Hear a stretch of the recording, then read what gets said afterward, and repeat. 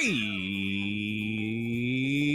everybody, it's Tuesday, May 20th, 2025. Welcome to the Giant Bombcast, episode 891. I am your host, Jan Ochoa. Joining me, co-captain of the ship. He's a master of improv, and he's training to be a mime as we speak, but he's going to break his vow of silence to deliver the news. Co-captain of the ship, Jeff Grubb. Jan, you're really good at timing out that YouTube thing. It faded in perfectly. I'm really impressed. Good job, buddy. Thank you so much. Speaking about timing, he's the master of all time. He wears 12 watches, but you can't see them. Guess where he's hiding them? Dan Reichert. I usually wear one watch, but I'm not now because this is when I charge it. That's a fun little anecdote for folks. Speaking about charging up, he's constantly charging up because he's constantly low battery mode, but he's exceeding the battery limit that your phone automatically sets you to. Master of Energizers, the Energizer batteries. He's our own bunny of the team, Jeff Bakalar. Oh, that's me? I'm the battery guy. He's the energy guy? That's the funny part of the intro is that. Dan, why do you charge your watch during the waking hours? Because it does the sleep tracking thing now. So it's like I used to do it when I slept, but then it's like you do it when you're awake now, so it can track your sleep REM and all that. So Apple's position is like, there's going to be a point where you can't use this, and that sucks for you. I mean, you're going to sit down at some point during the day, and I don't want to charge it when I'm up and moving around. I'm missing steps that it should be tracking, you know? That's fair. Yeah, Thanks, Jan. Glad to be here, bud. And I'm glad that he's here and that he's on our team now. He's the bad boy of games media. He's overcome with the power of music and anarchy. Mike Minotti.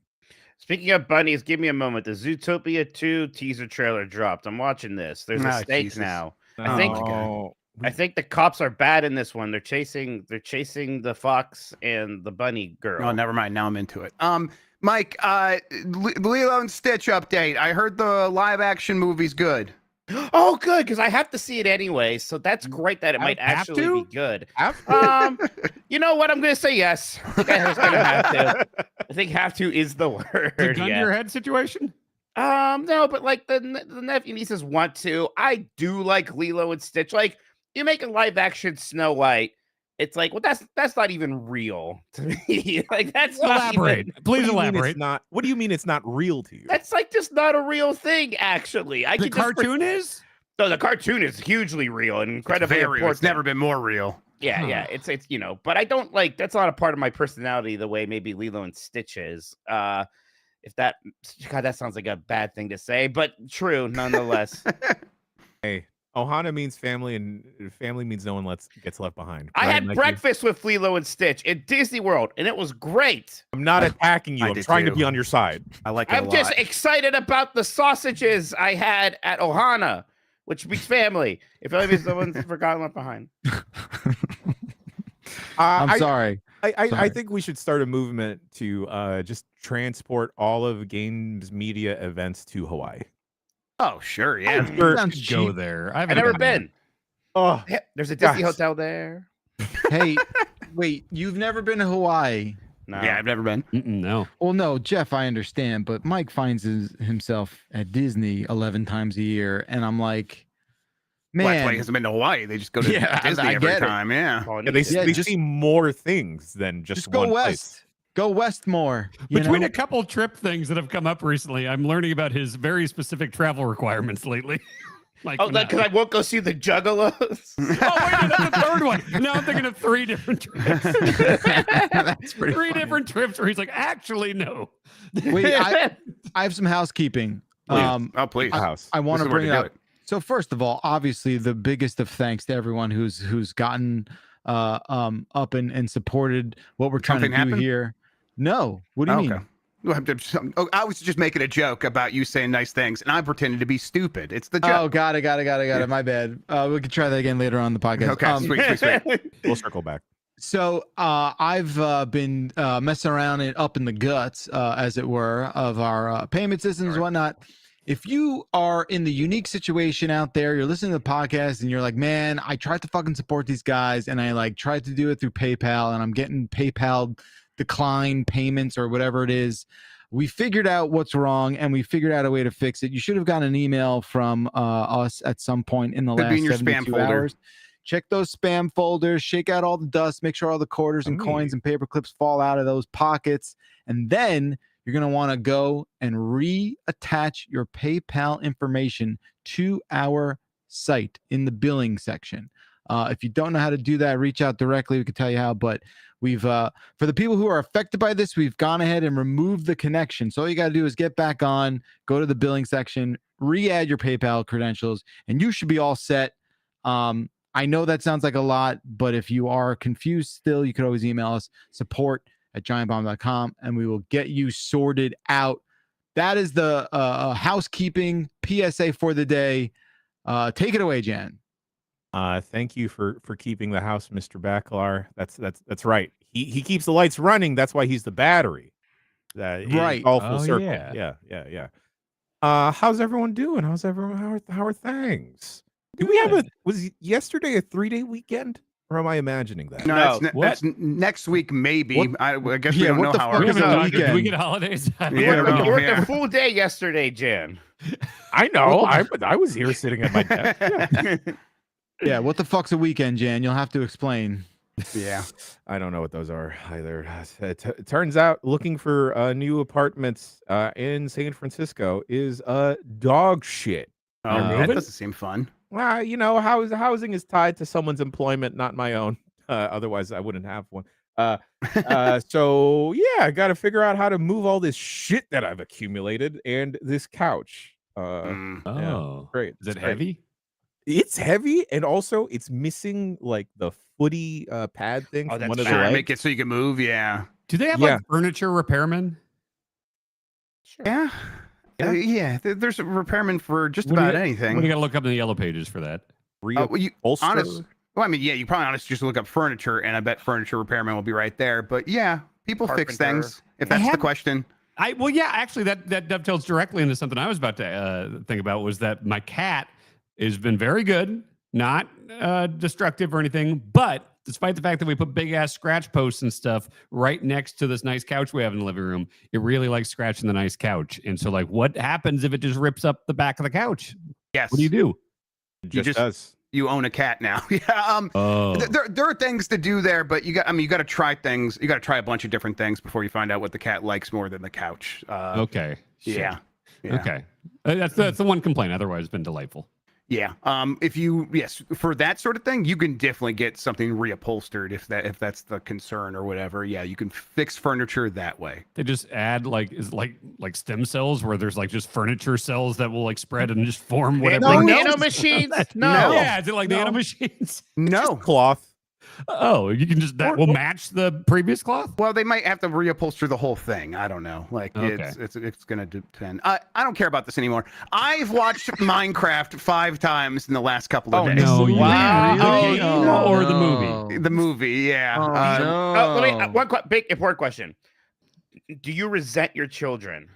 This is like one of the ones where I'm beginning to get there. Yeah, I've got pretty high tolerance for most of their bullshit. In fact, I end up liking most of it, even like the dumbass YouTube videos that's just nonsense or created by a computer somewhere. I'm like, yeah, this is like sort of a punk rock version of YouTube. I'll watch this. This is getting to be a bit much. It's Jack Black. Like, I like Jack Black or have in the past. It's too much Jack Black. I want to paraphrase this tweet here. Not paraphrase. I'm just going to quote the first 5 words from Jeff Gerstmann on Blue Sky after seeing Minecraft. It isn't a bad movie. Do you disagree? I think it's so forgettable that it might as well be bad. Like, it's just nothing matters, and then the only time anything happens that like the kids are quoting, it's just Jack Black sort of yelling something or singing a song. That's his thing. This feels very much like the Pixels movie, right? Like, yeah, that's right. Yes, that's a good analog. Yeah, like Free Guy.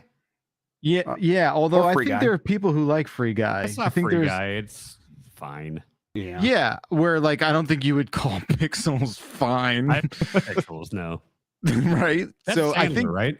I never. It's like Kevin James fucks Pac-Man or something like that. What is this? That's most Kevin James movies. Yeah, right. You can't fuck Pac-Man. Not with that attitude. Yeah, there's not things if you don't try. do, but not fuck. Okay, well, he has a son. There's a Pac Jr. How do you think that happened, Dan? I'm saying a human person couldn't fuck Pac-Man. Why? Well, it's terrible that Mythbusters ended, right? So, like, we couldn't check this out. I'm just thinking about that show, The Studio, where they're talking about fucking the Kool-Aid guy. Is that the new one that's on no. Apple? We Yeah. cannot go back into the Kool-Aid Man discourse because I still haven't been able to get over, is the Kool-Aid Man the Kool-Aid or is he the pitcher?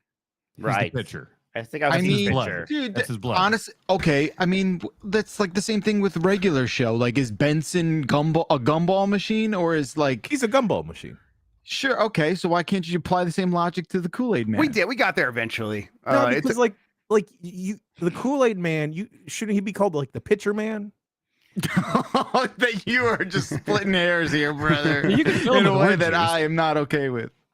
Like, fill him with whatever. Yeah, that's true. It's fun to see what the auto mod catches when we're doing this podcast. Dan's yelling, a human can't fuck Pac-Man, and Cat Powered in chat says, yeah, because you have to make love to Pac-Man, and they did not let that through Wow. YouTube. Wow. So, Anti-romance YouTube here. yeah. Just had my Wow. office door closed on me, so that's the kind of podcast it's been so far here, boys. My favorite thing about Pac-Man, to make this about video games again, is that they made all these weird Pac-Man spinoffs like Miss Pac-Man, Professor Pac-Man, like Super Pac-Man or whatever, and none of them were called Pac-Man 2. Then they made this weird game for the Super Nintendo and Genesis where you kind of like poke Pac-Man around with a slingshot to make him solve puzzles, and that's called Pac-Man 2. And that is one of my favorite things in video games. The whole I love Pac-Man lineage is real fucked up. Because you had a very clear, Pac-Man and Miss Pac-Man, and you have all the 3D adventures. You have these weird side scrollers. It's just all over the place. There is like a segment of video games, especially the earlier ones, where it's like the idea of one like called like 2 is weird. Like Tetris 2 is like a That's really weird. strange idea. I think like puzzle type games, Yeah. which I would kind of throw Pac-Man. Sure. I guess it's just more of an arcade game. It's but, a but still. maze game, right? Yeah. yeah, but Tetris 2 is a very weird one. Yeah. It's like a concept. You can't have a sequel to a concept. Yeah, that's right. Exactly. Tetris is like a set of rules that make a game, and Tetris it 2 should had, never like, change. It just had all the bombs Yeah, added to right. it. So It's It's something not like bad. that. It's just not Right. Tetris. I mean, it's Yeah. Tetris, but not. It's not, and It's it's definitely like- not Tetris 2. No, Right, yeah. no. Give me Tetris Attack, which is actually just paneled upon. Yeah. Tetris Sphere. We can't Wetris. talk about this. Yeah. We can't talk about the sphere Damn it, anymore. On No. it. Oh, yeah, the Sphere. The No. fish That- bowl. I'll throw my dick in a blender for Tetris Sphere. And that stuff you can catch if you watch live. That was on the Yeah. pre-show. I Yeah. guess it comes way out of place if you didn't hear the pre-show. Yeah, but you said Yeah, it, but I so don't everyone understand like gets it. Tetris Sphere so much. Okay, all right. I guess let's just go ahead and talk about video games. Oh shit! I didn't put anything in the Tetris talk. Sphere is like coming with a pussy. Drew Carey Oh. said that. That's a Drew Carey tweet. It's from the pre-show. Yeah, that's a Drew Carey tweet. Oh gosh. Put it on the box. Speaking about twos, Capcom Fighting Collection 2 came out last week. We did a quick look of it and a UPF where we played a lot of Power Stone 2. Gents, I understand that a bunch of you have played this. How are you digging the collection?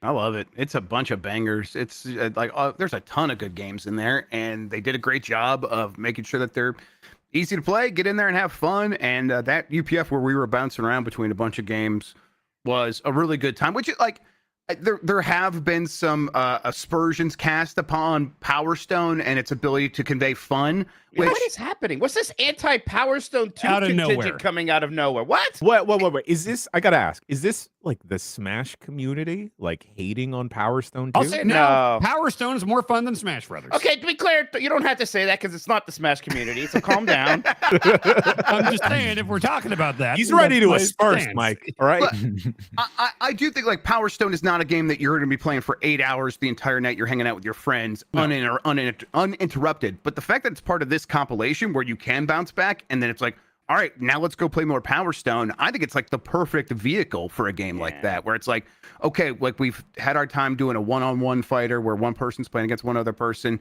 but we're all kind of sitting here. Let's get all 4 people involved again. Let's go back to Power Stone. It's kind of a good balance. The whole package works really well. It's cool because like Power Stone 2 is the 4-player one, but Power Stone 1 is still 1v1. So if you need to have that, it's there too. And yeah, and if you want to have the sweaty fighting game experience, There's games like that here still. Capcom versus SNK 2 is just one of the best kind of pure pixel 2D fighting games in that like original Street Fighter 2 lineage of games kind of like that.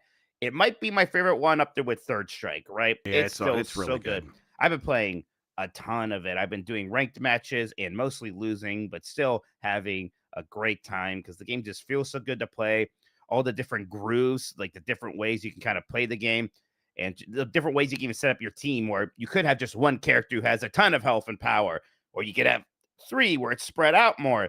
So I'm just fighting all sorts of interesting teams. It is an old game, so there is a meta figured out. So sometimes you're going to come across the people who are just doing like Sagat and Blanca and, Bison or Cammy or whoever else is supposed to be very good. But generally, people are kind of messing around a lot, I think, and playing more interesting characters, doing silly things like a level 4 Shinakuma, stuff like that. It's been really fun playing online. When I was surprised by was it Project Justice and what was the other one? Project Justice and Plasma Sword. Sword, right? Those were, and they were both Dreamcast, right? They were arcade, is what you're, but they were almost all of these games were on Dreamcast eventually. Okay, that it made me think that like Soul Calibur is my most played game ever, the original Dreamcast one, and it makes me think, man, if I would have branched out and got some more fighting games on Dreamcast, I probably would have been like all about those. Oh games. yeah, I mean, what a good system for fighting games. Absolutely, yeah. Those got surprisingly fun. Like it's just like, oh yeah, Capcom had been making fighting games for some time at this point.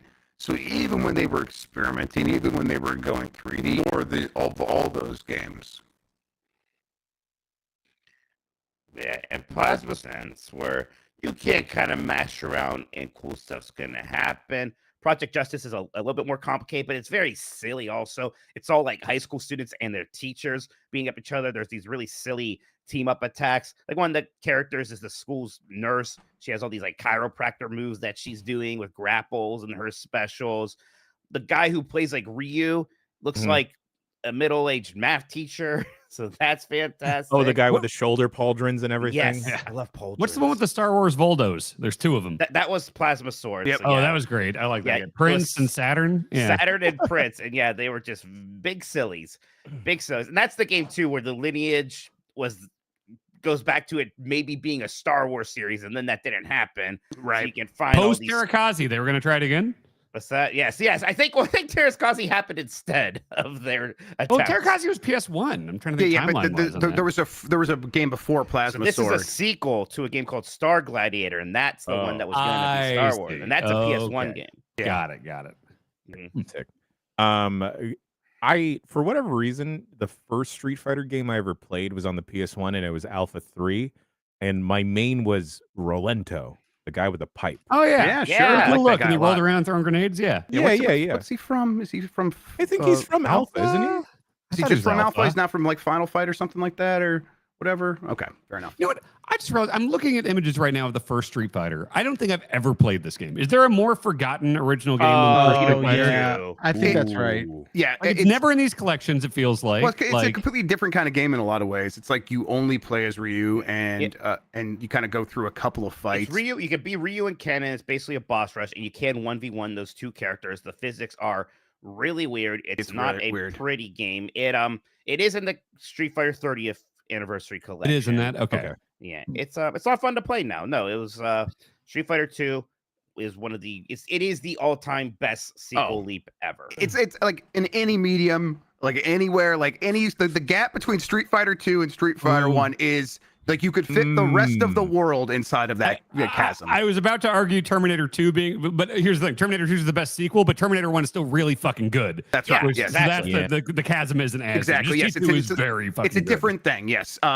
Street Fighter 1, I think I've only ever played on a DOS version on my computer 30 years ago, or something like that. So I should track down like the actual like arcade cab. It's weird because it's not this good game, but it has this really interesting lineage because all the people who made that quit, went to SNK and made Fatal Fury. The first actual sequel to it is Final Fight. Like Final Fight was, I think, maybe going to be called Street Fighter 2 at some point. And then you actually had Street Fighter 2 after Final Fight. So it's this bad game that just like spawned all this great stuff. Yep. I didn't know that. Yeah. I didn't know the Final Fight thing. Rolento actually is from Final Fight. Oh, yeah. okay. Yeah, a lot of those Final Fight's in the same universe, so a lot of those Final Fight characters eventually show up in Street Fighter Alpha and 4 and other games. Oh, Mike, we have so much to talk about. You can explain the whole history. We got all this time now. Street Fighter Alpha 3 was also awesome. Like that, I was just really enjoying that. Yeah, I did run into the problem as a kid, and then we kind of like buffed up again. Look of like all the isms in those games are just like were super confusing. Yeah. Like you got to just kind of ignore it until you understand it, right? Because it doesn't like for the way that we're playing it, it doesn't actually change all that much. At least that seems to be my interaction with it so far. So I kind of just like pretend it doesn't exist for the most part. I think I didn't. If I had like a friend that was really into it and could just have told me that back then, I bet I would have like been really into it because like I loved fighting games a ton as a kid. Right. But then the isms and the grooves and all that, I'd see that and be like, what the fuck? I don't understand what I'm doing here. Yeah, and Capcom vs. SNK 2 is intimidating that because it's like immediately here's 6 grooves, here's 30 characters, pick 1 or 3 of them. Now pick the ratios for them. It's like, what is happening? I want to just do a Hadouken. Yep. Exactly. Speaking about doing a Hadouken and the grooves, the roads generally have a lot of grooves. There's nothing with a Hadouken there, actually. No. You got the grooves, though. The groove is in the heart, just as well as Roadcraft seems to be Ian Jeff Grubb's heart. Yeah. So I've spent some more time with this. This is the game that is making me continue to think that my CPU is fried. I did update my BIOS and everything, and it just won't work until I restarted my computer today. But whatever. There's a lot of cool stuff going on in this game. So as a reminder, I talked about it last week. It's a construction game. You control a bunch of different vehicles, but it does some cool stuff where it's like, it's not all on you. Part of it is like you can set up some routes for computer controlled trucks to like take some other stuff while you're working on either something else or maybe to clear the way for them as they're coming down the road. There could be something in the way. And that means that gives you a lot of reasons to be in the cool vehicles. It's not just about like you hauling stuff the way that Mud Runners or Snow Runners was. It's like, no, that stuff is being hauled right now. And if you don't go over there and like open the fence at the easy side or clear off all this debris on the more difficult side, they're just going to get stuck and you're not going to be able to complete this mission. So it's like, okay, great. That means I'm going to go get back in this bulldozer and I'm going to use that to clear all this stuff off the road again. And that's like the game finding a way to ensure you're in the most fun vehicles most of the time. It also, like, I think it strikes the right balance of making sure that you're doing all of the stuff required to build a road versus like bypassing that to make sure you're getting back to the fun as quickly as possible. For example, there is a segment where you play as a truck with the crane and you got to pick up all these big heavy slabs. And I started doing that last week and I finished it this week. And it was cool because it's like, okay, I actually do get to control the crane, move it over. I can lift it up. I can put it down, move it left or right laterally. I can extend it. I can drop the rope. I can control the length of the rope. So I have full control over this crane. And I'm going to pick up these slabs and I just kind of had to drive them across the street, put them in my base. And now that they're in the base, they can, at that point, magically teleport to all your other bases. So it's like, okay, I got to do some fun stuff. And now the game's going to make it also pretty convenient for me to re-access those resources when I get to the other side of the map. And it's like, shit, I wish I had that stuff. Well, now I do. So it's pretty wisely designed in terms of that stuff. And then I'm like, I keep playing the game and I'm like, this will be pretty fun multiplayer because there's just like everyone could be doing their own thing and working towards a common goal. And I think they really emphasized that with this one. So I'm kind of excited to see how that works. So that means I'm going to make you all play at some point. Okay. I'm looking at screenshots of it and I might as well have just typed make a Jeff Grubb game into chat. Right? Oh boy, yes. Yeah. It really super is. And it's like, you know, I do like big trucks, I found out. Sure, yeah, but it's really the physics. Like anytime you have a big vehicle that has to like move through mud and get around trees and things like that. And I could see how the tires are sort of like slipping and sliding and then catching the mud and how the mud gets deformed because of the tire interacting with it. That's just my shit. And this game is just all of that. Yeah, I can make it. I can make it sound more sensual if you want. I mean, there was something that triggered me. I was reading an email, and then all of a sudden, I heard you going off on mud in a way that give me that fucking mud. Unpure. Give me that mud. I want that That's mud. so good. I haven't played any of these games yet. Somehow, I want to play this one. I did really like that one part in Uncharted 4 where I had to like winch a Jeep. So do you think based off of that, I'll have a good time here? Yes, it's based off that part of the game. Yes. Okay. Yeah. They basically just took that and made that a video game. Yeah. You are gonna winch so much shit in this game. Oh my god, it's so crazy, bro. Going vertical for winch. You know, I feel like we've made it a point and a goal to try and make some of Mike Minotti's dreams happen, like being a skipper on like the Jungle Cruise. Jeff Grubb, do you want to like drive a big ass tow truck? Yes. I want to make that happen. Yeah. Make that happen. You should do that cross country to get out to SGF. Okay. You should grab a big Start rig. driving now. All right, I'll get on right now. Let's go. Can we get one of those ones that looks like Mater from Cars for him? I would do that. I'm fine with that. As long as it has a little crane, tow truck crane on it. Yeah, please. When I was 18, I made a commercial for a tow truck or a like big rig company, and I was supposed to go out to this truck lot, and we had to get 3 trucks together to have them all do this thing for the commercial. And 2 of the trucks didn't show up, so I just had to sit in a big rig for like 3 hours while the driver listened to Christian rock radio and talked to me about Jesus. Oh, fun! Yeah. Okay, all right. Fun time. Yeah, and that's why some tow trucks have like a crucifix in the back. exactly. That's right. Yeah. Speaking about driving, a couple of us have played Deliver at All Costs. Quick look now on the site. There's a winch. You can do a winch. There's plenty of winches in that game. Yep. Yeah. You haven't got the unlock the winch. Got to get a blueprint for it and build it.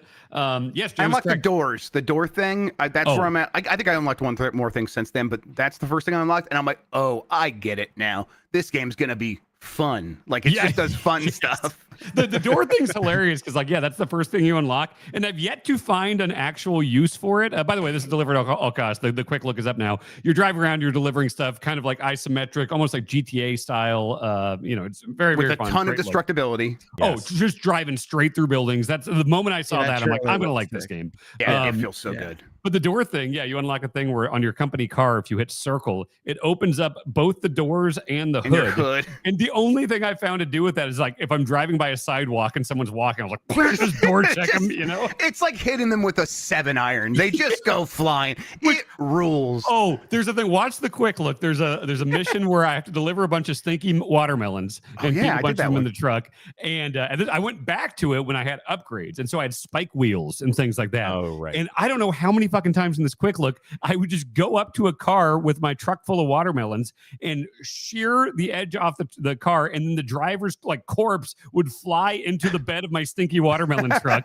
And like, I don't think they're supposed to die. They're supposed to stand back up. But since they were like rolling around with all these watermelons, there's just these bodies freaking out in the watermelon truck. It was incredible. Well, watch the quick look just for that. It's a very good quick look. You see me get bombed a million times while trying to deliver a trampoline to a Navy base, I think. It's just a bunch of really wacky delivery missions where it's like the melon one is, this guy's trying to sell these stinky, shitty watermelons to like a tiki bar. And they're like, we don't want these. They're stinky. So you take it, you spray them with pesticides to get all the bugs off them. And then you paint them green and then you drive them back. And then there's another one where it's like a guy wants to impress a girl with a fish he caught. And so there's this giant swordfish. And then you also paint the swordfish. Painting alive on the back. Painting things. Yeah. So this painted swordfish is on the back of your truck, just flopping around like crazy. And you have to drive through like stinky fish barrels to feed it so it doesn't die or whatever. It's alive in your truck bed. Yeah. Yeah. It's just freaking out in your truck. Oh man, it's just so silly and fun. The destructibility is great. Like I always hated in games where it's like any driving game where if it was like, one of the GTAs where you hit a light post or something and the physics are too realistic and it's like, I got to get back up to speed and all that. This is, you're just plowing through shit like crazy. It makes me think of like Geomod Red Faction stuff or Blast Core. Blast Core. Yeah, Mike brought that up on the quick look. Yeah, it's totally that. But yeah, super, super goofy. I mean, if there's criticism I'd give is that like there's some pacing stuff. Like I'm pretty far into the game now. I'm 8 or 9 hours in, and there's like a lot of story stuff. And it's like the game is quirky. I like the whole presentation, but I don't like the story enough to dedicate this much time to it, you know? That was gonna be my question, Dan. Like, it starts off with quite a bit of story. Like, once you're in the game and you're driving around, it's the game and you're driving around. But there are this segments in between some of these missions where it's like, the character's gonna be talking and he's gonna tell you what's going on. You're gonna have to go talk to other people as well. And I'm like, so that doesn't sort of like fade away. It kind of maintains at that level.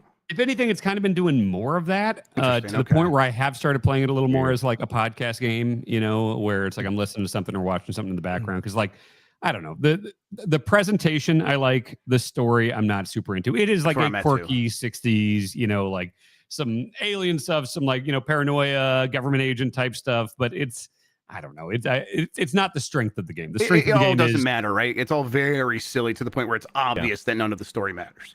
Yeah, it's just where every mission, the fun part is like, okay, what is the gimmick here? Like, you know, parentheses positive. So it's like, okay, delivering a fish, getting bombed on a golf course, you know, just like having to drive this car into a volcano, that type of shit, you know? Yeah, the goofiness kind of reminds me of like Thug 1 and Thug 2 of like, hey, this is a very off-kilter mission. And then I do enjoy the driving. Mike, you said something interesting about like it being isometric and like kind of enjoying that view more because you see more. And I guess that's never clicked with me with like isometric driving games. I haven't really like clicked with them in the past, but for whatever reason, maybe it's because I can crash through everything in this game and not get really penalized. It's great. Right. Oh, go ahead, Mike. Sorry. Well, but like isometric, it's like it has that vibe, but really it's more of a top-down thing. It's like the old GTA. It's in between, right? Yeah, kind of in between because there's a bit of a slant to it. There's an angle. It's like you can choose. And it's RC Pro Ram if you squid at it, right? I agree. You can choose if you want to do like kind of like tank perspective controls or you know just like I was gonna points ask, in the direction. What are you guys doing? Default tank controls. I mean, I love the old GTAs, the top downs. I like RC Pro Am. I'm used to that. You know. Are any of those original GTAs worth revisiting? I would just play Chinatown Wars. Like that. Chinatown Wars is good because that's like that's one where they kind of were informed by all the stuff they did with like 3 and Vice City and San Andreas. But it goes back to that top-down perspective, and it's got just a lot more going on. It's awesome. I think it's one of my favorite GTAs. I never played those Hotline Miami games that are again more inspired by the original. It's a little different because those are just like straight-up action games, right? Okay. Like it's not driving around. Like I don't know. GTA 1 and 2 were like transformative for me. I mean, just the openness of it and just the tone, and they had a fart button. I was in from. Yeah, I remember renting GTA 2 and just being like, "This is awesome," and then me and my friends have been like, "I can't wait for them to make this into 3D." And we basically described GTA 3 to each other, and it was like when they delivered, it was awesome. There are some other GTA inspired games that have come out recently: American Fugitive and Grand Theft. I think I just call it Grand Theft Horse, but I don't think it's actually called Grand Theft Horse. But there's one medieval Red one. Dead Redemption. Yeah, there it is. Yeah, exactly. There's another top-down one like that are pretty good. I think it's from the American Fugitive people, so I'll look it up. I might check out Chinatown Wars. It's solid. It's so good. It's good. I remember playing that. Yeah. Play it on a real 3DS or DS because like you do need to use the stylus a lot for like some like diffusing bomb games and stuff. Yeah, what was the PSP version like? Liberty City Stories and Vice City Stories. No, but they ported Chinatown Wars to PSP. Yeah. Did they? Oh, wow. Okay. And I don't think it's the ideal way to play that game. Yeah, probably not. I liked it on DS. I played a ton on DS, yeah. All right. I'll go dig out my DS. Speaking about quick looks that we did for games recently, we also did a quick look for Doom: The Dark Ages. Mike Minotti, I understand that you have now been playing Doom: The Dark Ages. Yeah, I have been. I played Doom Eternal not too long ago, just about a month ago, getting ready for this. And it is so nice that this isn't just Doom Eternal 2. And I like Doom Eternal quite a bit. But I love that the mechanics here are different. That you get the shield, and it's not just a gimmick, parentheses negative. It is a core part of the experience, doing the shield dashing, blocking stuff, and parrying stuff. And I get like some people are being a bit snarky, like, oh, I guess we're just going to put parries into more games and make them better. And I'm like, kind of. I don't have a problem with it.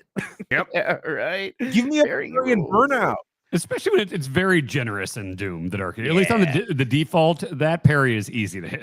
You can even like, there's a slider for the parry timing. You can even just mess around with it. But yeah, it's very generous. It's not necessarily about the hardcore. There's that one enemy in Doom Eternal that like was one of the few that had this parry window. It was like the only way to really attack him, and it was pretty rough. It was kind of unforgiving. It was a tough fight. I liked it, but I think it it ruffled a lot of people's feathers because it was very difficult and it was very rigid with the way you had to fight this guy. But Doom Eternal had a bit of that where the specific ways you had to attack certain enemies was very rigid. Like even those flying orb guys, is like you're supposed to shoot a rocket in their mouth and that kind of gets them in one hit. And the glory kill thing, which was cool, that was so much of Doom Eternal. Like glory kills are almost omnipresent, almost oppressive, just how much you were depending on that to stay alive. And here, at least, I'm like in the first 7 levels. I just did that first big dragon riding one. I feel like there's a bit more jazz in the way I can play it, a bit more freeform. And by the way, flying around on a dragon in that level is really cool. I liked it a lot. Yep. There's some rigidity there with like, there's an invisible wall, or when you like lock onto an enemy, he sort of just like somewhat awkwardly snap into place facing them. I also didn't really care because it looked really cool and it was really fun. Do you guys find like the dragon and like the kaiju segments? Does it break up the pacing too much, or is it? No, I like how it breaks it up. Yeah, the pacing needs breaking up. Yeah, because Mike, I was watching your stream when you were talking about Doom Eternal getting some flack for like the super long levels, and I do feel like when I get to like that Atlan, like that mech level, it's just like, okay, last one I did was a big, scouring all the environments for every hidden thing and everything, whereas the Atlan one is like, I'm just gonna step on everything and shoot everything with the giant turret. Like it did feel like it broke up the pace in a good way. Yeah. Mike, I understand you have also been playing Doom. Is this the 2018 or the original? This is the OG Doom. First time or what? Not first time. I played it, back then for sure, and it's been ported to everything. But I realized I don't think I've ever actually played through Doom, and I've played these retro shooters getting remastered on my Switch. I did Quake that way. I did all of Turok 1 that way. Are you doing the new releases? The Doom 1 and 2? I can't remember if they have a subtitle for that it's or just not. Doom 1+2, I think. Yeah, so like recently they like remastered these games on everything. It's awesome. It's not very expensive, and it has Doom 1, Doom 2, and all sorts of these other episodes that got released for it. I'm like, let's play Doom 1 on my Switch. That will be a kind of a nice... I'm looking for something to play while I'm watching YouTube in bed at night, right? This is something that I know is relatively breezy. It's not going to have a lot of story that I need to listen to. Doom 1 still is a ton of fun, and these remasters are great. I love these things, and I love just being like, I'm going to map quick save to up on the D-pad and quick load to down on the D-pad, and like I'm going to save scum like crazy and just play through as much of this game as possible, because who cares? I'm having a good time. Yeah, I heard nothing but good things about that Doom 1+2. I played a little bit of it. It was like, this is impressive. It is Night Dive, right? That I think Night Dive did those. Yeah, updated those. Yeah, that's just solid work from them as always. Right, and again, like I'm like on the 3rd chapter of Doom, which I think was like there's 3 chapters originally. I think there's a 4th bonus one I might play too. Then there's all of Doom 2, and then all this other stuff. So like Final Doom and stuff on there, or whatever. It's like I think it has the chapters that comprised Final Doom. Okay. Final Doom was like a fan thing, right? Yeah, it was. It was like a mod thing that got turned into an official thing, right? But there's like there was like 2 times where John Romero came back and made more level packs for like a 20th anniversary and then a 30th anniversary or whatever, and those are in here. So there's just a ton of Doom. But even like the old stuff, like these OG levels are still really fun. There is something about just playing this game like, man, this was important, wasn't it? You kind of get it. There's even a part of me that, because back then they ported Doom to everything, and all of the ports had these caveats and blah blah blah, and we joke now about, this thing can run Doom, but there's still a part of me that's like, wow, this thing is running Doom perfectly. And I just really like that. But I remember how bad the Super Nintendo port was, even right, like the 32X, even the. I thought people liked the 32X one, didn't they? The 32X was pretty good. There still are caveats. Interesting, yeah. The 3DO one was terrible, and you would have thought like that would be amazing. And the GBA one is kind of like weirdly good, but still a bunch of those caveats. Yeah. Right. So I just downloaded 1+2. That's I forgot the Night Dive did that. That sounds awesome. It's awesome. It's great, and these games are still fun to play, and they're just kind of breezy and still interesting, and obviously historically important. I think everybody should play them. Yeah. I in my basement, after emptying out my childhood home, I found that CD. Did I tell you guys about that? The CD with all the wads on it. No. So I guess from like EB Games or Babbage's or one of those Simpsons fucking... wad or whatever. Like, what'd you have on there? No, it was like a retail thing that I guess back then, like you could just get away with selling at a store, and no one would really like. There were no rules in the 90s. Yeah, it was the Wild West back then. We were all kids. Freeware, we were all maybe. kids back then. Just innocent men. Yeah. And exactly. And I wasn't born yet. Exactly. Well, now you get it.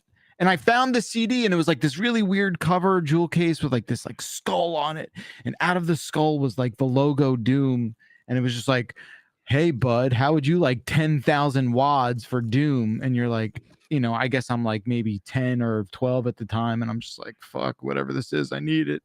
And I found the CD, and it's in the basement now with all the other personal effects. We should do a stream where we go through like some of those. That would be awesome.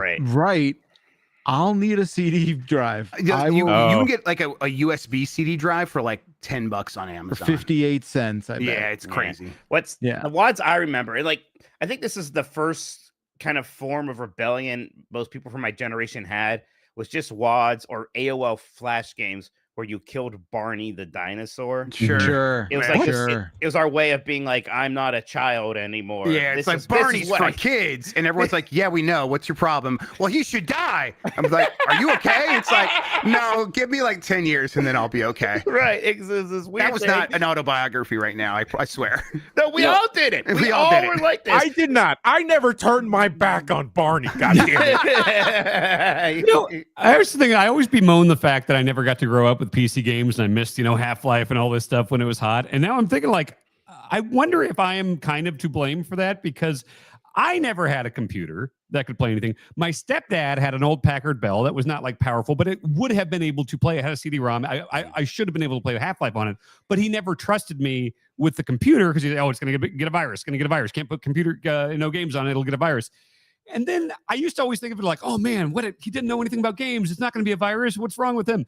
But then I realized the first thing I think I did with his computer when I got it, when I was allowed to use it, was I went into Microsoft Paint and I made like a triangle, like warning symbol thing with a skull on it. And I typed like, warning, serious virus detected, contact whatever immediately. And then I made it the desktop wallpaper. I don't see how these things are connected, Dan. I got home from school and the Geek Squad was there. And I paid them and they were like, it's a wallpaper. Like, I think something you made in Paint? Yeah. Look, it was like 1995, 1990. This is the greatest prank you can play on a boomer ever. It worked. And then it backfired on him. I gotta call the experts. Yeah. Oh boy. The Geek Squad.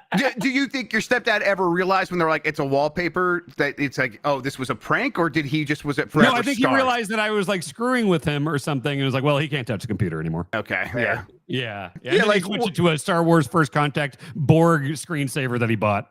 Okay.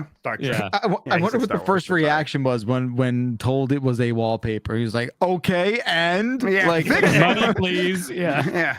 Incredible. Maybe I am to blame for that. No, not at all. No. Good prank. It's me. Hi. Yeah, I'm the problem. It's me. Okay. Games are getting weird again, and I am so excited for that because Dan and I have checked out a demo for 2T. Tell me about this. I'm so excited. I hope it's good. This starts with one of the best opening songs of a game, and I realize that's not a common thing in games, but all games should have like a sitcom style opening. Yeah.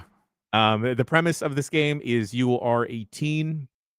You just turned 13 years old, and your arms are permanently stuck in a T-pose like position, and that opens you up to a bunch of moments of hilarity and embarrassment. Like, for instance, your mom has to make you a very special long spoon so you can eat cereal. And how the game works is, or for most of it, at least in the demo, is you will use both analog sticks to control different appendages. In the initial game, you were kind of just like using your arms to like pour a bowl of cereal. So there's also kind of hilarity that ensues because this is from the Katamari guy as well, right? Keita Takahashi, yes. Keita Takahashi, and this has his DNA all over it, parentheses positive, because, God, it's so fucking charming and it's so fucking fun. I want to befriend the dog in this game. The dog is so helpful. The dog helps you go to the bathroom because you can't wipe yourself. Wait, what does he do? The door shuts and you can't. You just kind of press buttons to make bathroom sounds and stuff, and then does the dog bring your shorts in? I can't remember what it does. Like a plate of spaghetti? No, I think something more friendly than the most artful way you could have asked that question, Mike. I appreciate it. Okay, thank you. I'm getting Octodad vibes from what you're describing. Okay. I'm getting Octodad vibes. Okay, I'm gonna go rare fuddy duddy here. I like Octodad because it's got this kind of goofy physics thing going on with challenges tied around it and everything. And I love Katamari. I just love the actual act of the rolling the ball around and stuff, and the personality, obviously, and the music. Yeah. This game, the demo, had like the personality. It's got this great song and stuff. It's got this great look and everything. I just feel like the gameplay itself is very simple in a way that like did not like after like the fourth or fifth little vignette of like, okay, move the analog stick to move your face towards the water, move the spoon towards your mouth. It's like, okay, I get it. Is this just gonna shuffle me from just like goofy vignette to vignette without like, I love that in WarioWare when there's like a challenge and a speed to it. And like, I just feel like the game part of it was not really grabbing me from what I played. I love the tone, love everything. It seems like it'd be good for kids for sure. It just, I didn't feel any kind of like gaminess or challenge or anything. You know? I wonder if it opens up more game elements later. Because can you guys describe like just a little bit more what the gameplay actually is? So it's like, let's say when you're making cereal, it's like, okay, so the box is over here, the spoon is over here. And so like each analog stick controls an arm, and then like I think it's the bumpers are like grip. So like you move the left arm to the cereal, you hit LB to grab the thing, and then you're analog sticking like pouring the cereal in the bowl. And is then that like as you're doing it, it's like something with one arm, it's affecting the other arm because it's kind of like T-posing or that's the thing is like it's not really like, when I think of like Octodad, it was using the physics and stuff to like there were real challenges like how do I get this thing over this thing? Yeah. How do I get over there? This just feels it almost feels like QuickTime events in a way where it's just like now I do the thing with the left arm and now I'm doing the thing with the right arm, and there's no real I didn't see any real fail states or anything. I'm just kind of interacting with this kid as he's trying to eat cereal. It's like I love the concept and everything. I just didn't find it that fun to play. Okay. All right. It and we're all anime experts here, but it does feel like a slice of life anime type of dealio where you're kind of just like inserted in this kid's day. It is stupid charming though. It looks really nice. I accidentally put a hat on my dog, and now I just want hats on all dogs. To be honest, the demo's pretty light in terms of gameplay. Dan, did you figure out what the coins you were collecting do? No. Okay, all right. No, I have not. There are definitely like other like outfits and stuff that you can unlock, but I didn't really play enough to get those.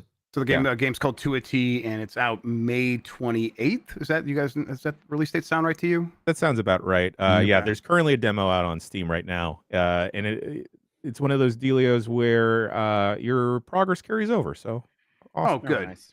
Yeah. You think you eventually unlock like S or P? How do you S pose? Like, do your best guess. It's like those. That's offensive. He's doing the Egyptian thing. Oh that's no! Offensive. Oh, Mike, it's not even a week, bud. Oh, that's bad though. Oh God! Time to get 25% each, boys. Yeah. No, people couldn't see what I was doing with this bottom arm. It was more like a C I was doing. Mike, you were just tutting, right? The Last hit Stan dance. Minotti. Okay. I can't believe this is what takes him down. My God. Oh, now I want to see that. No. What is that channel? No. What a disappointment. Egyptian dance. Okay, yeah, we'll wait for you to figure out if it's offensive. It's a betrayal.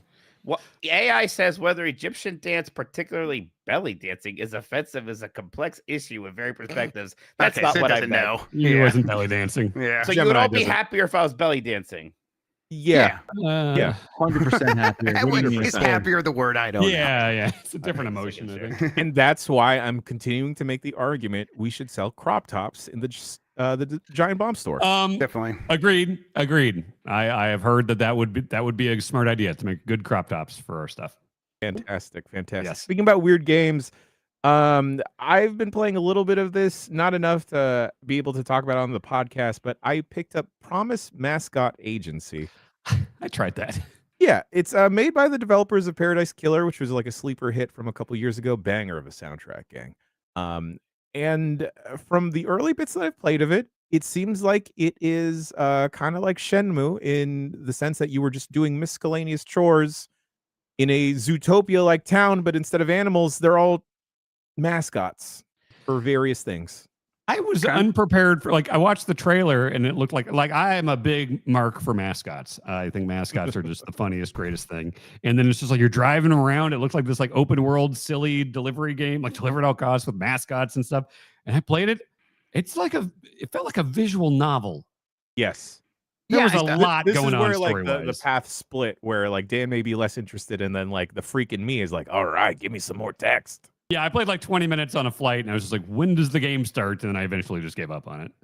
Yeah, I'll dig deeper because I kind of want to do a quick look for this. Yeah, I've heard good things about it, but I also heard maybe it's not for me. I mean, it's overwhelmingly positive on Steam. People seem to love it. I was trying to figure out what it was from some trailers. I'm like, is it a physics thing where you're driving around with these mascots and they're bouncing around? It's That's no. what I wanted. Yeah.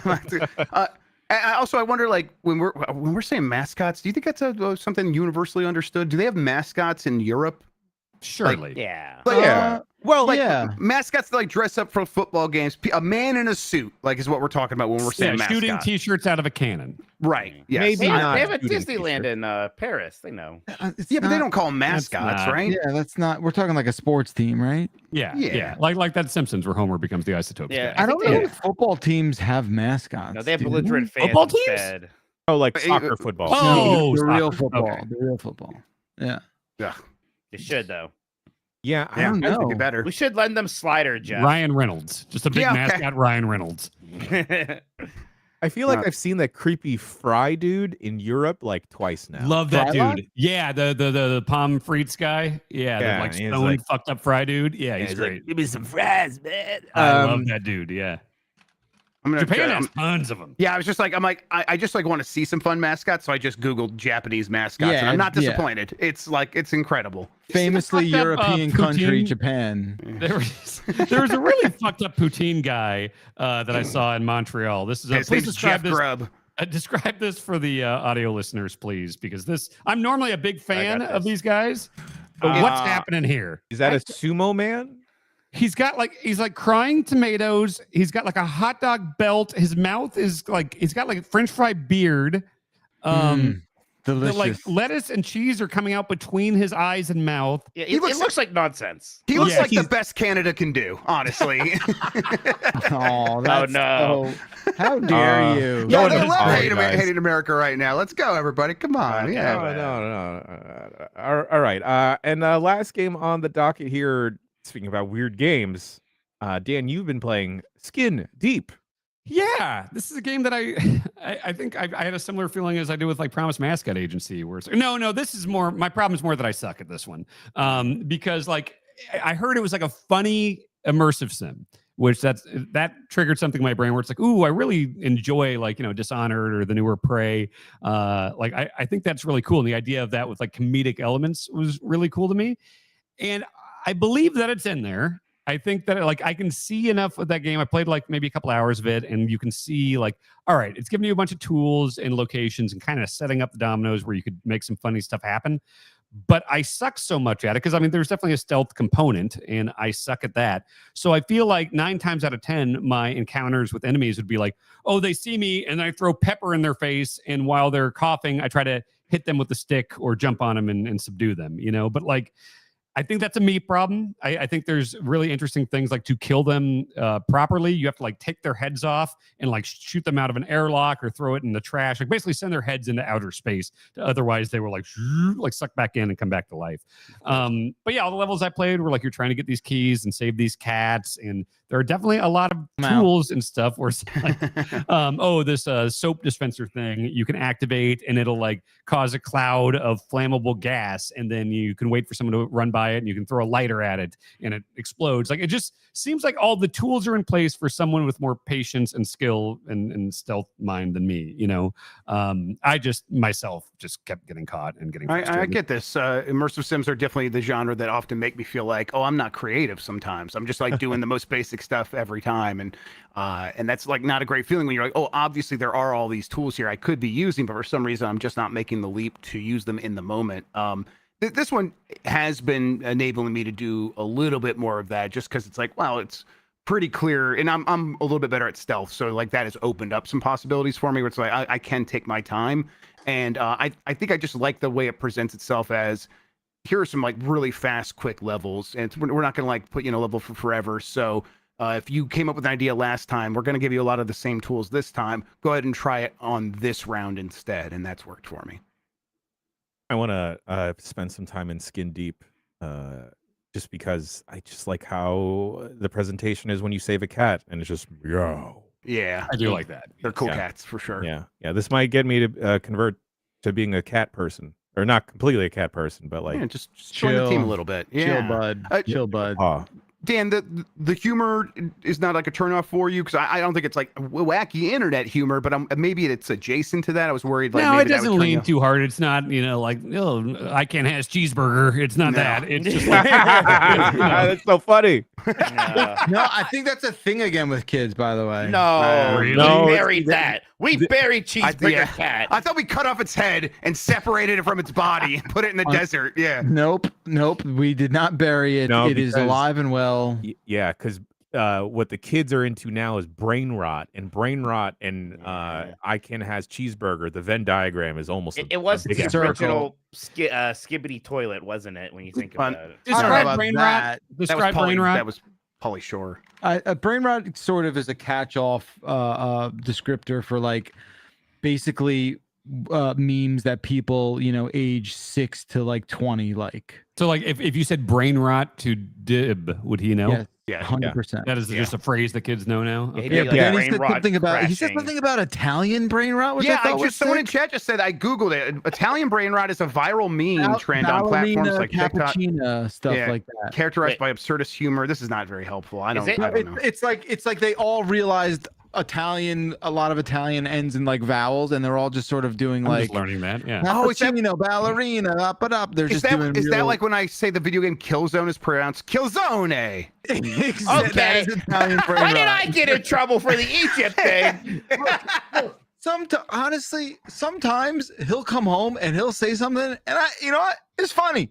It's funny. Okay, it's funny. Sometimes it's funny.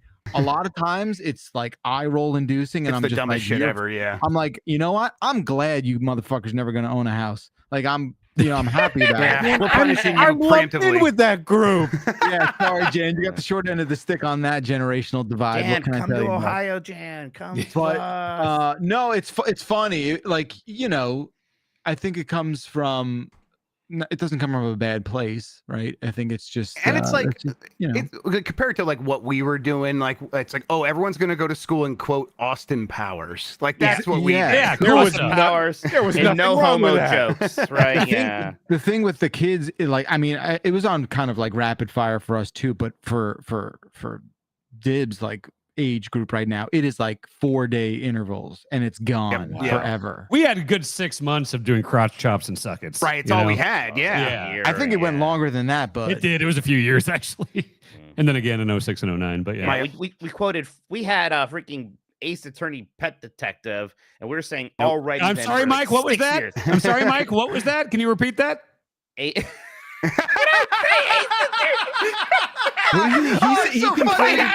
Did you see me rewind? Yeah, you got to watch yourself do it in your own brain.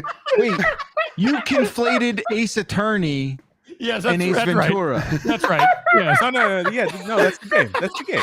And the movie. He's supposed to be a detective. Okay, someone needs to make the collab we never knew we needed. All right, Capcom, Pet get on Detective it. for It episode came out, name. and I was like, I think that's not right. Then I finished like, nah, I got it. And then I moved on. You could just slip that by, huh? It scared me. I was like, shit, rewind. What did I actually That's so funny. Oh my Amazing. god. Again. Oh my god. Okay, I got this. Oh, Podcasting. That All is right. yeah, so that first Ace good. Attorney had a really problematic ending.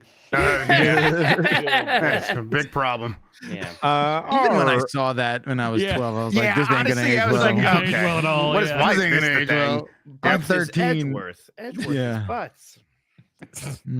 all right, Chicken gang. jockey. Sorry, my kid's been saying that nonstop for the last week too. So. Yeah, Okay. we might have to explain to them that actually isn't a joke, but that's not going to help. That's just going to No. do it more. No, it's not going to help. Because again, like half the things we were quoting for movies was just like Alrighty Jim Carrey then. said something fun in a funny way. It He wasn't said, actually alrighty a joke. then. He said, Yeah. smoking, Alrighty man. then. And that's Yeah. still harmless.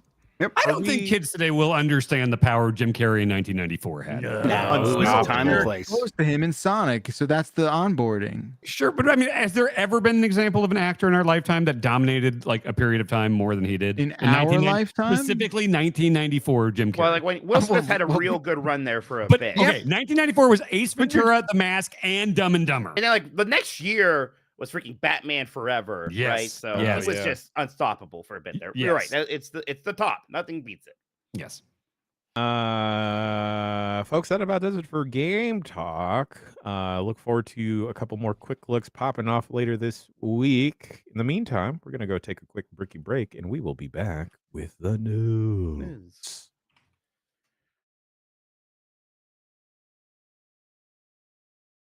This episode of Giant Bomb is brought to you by giantbomb.com/join. Join us there, become a member. It helps us make fun stuff. It gets you ad-free content. It also helps us make some extras here and there that we'll give exclusively to you as members. It's giantbomb.com/join for $10 a month or $100 a year where you save $20. You can support us in making all the cool stuff that we make over here at Giant Bomb. Once again, that's giantbomb.com/join. Become a member now.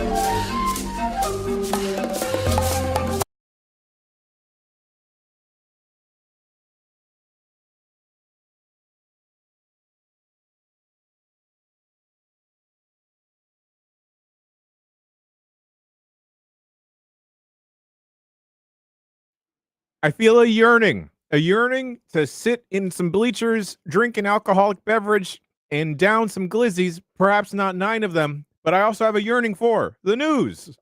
Oh.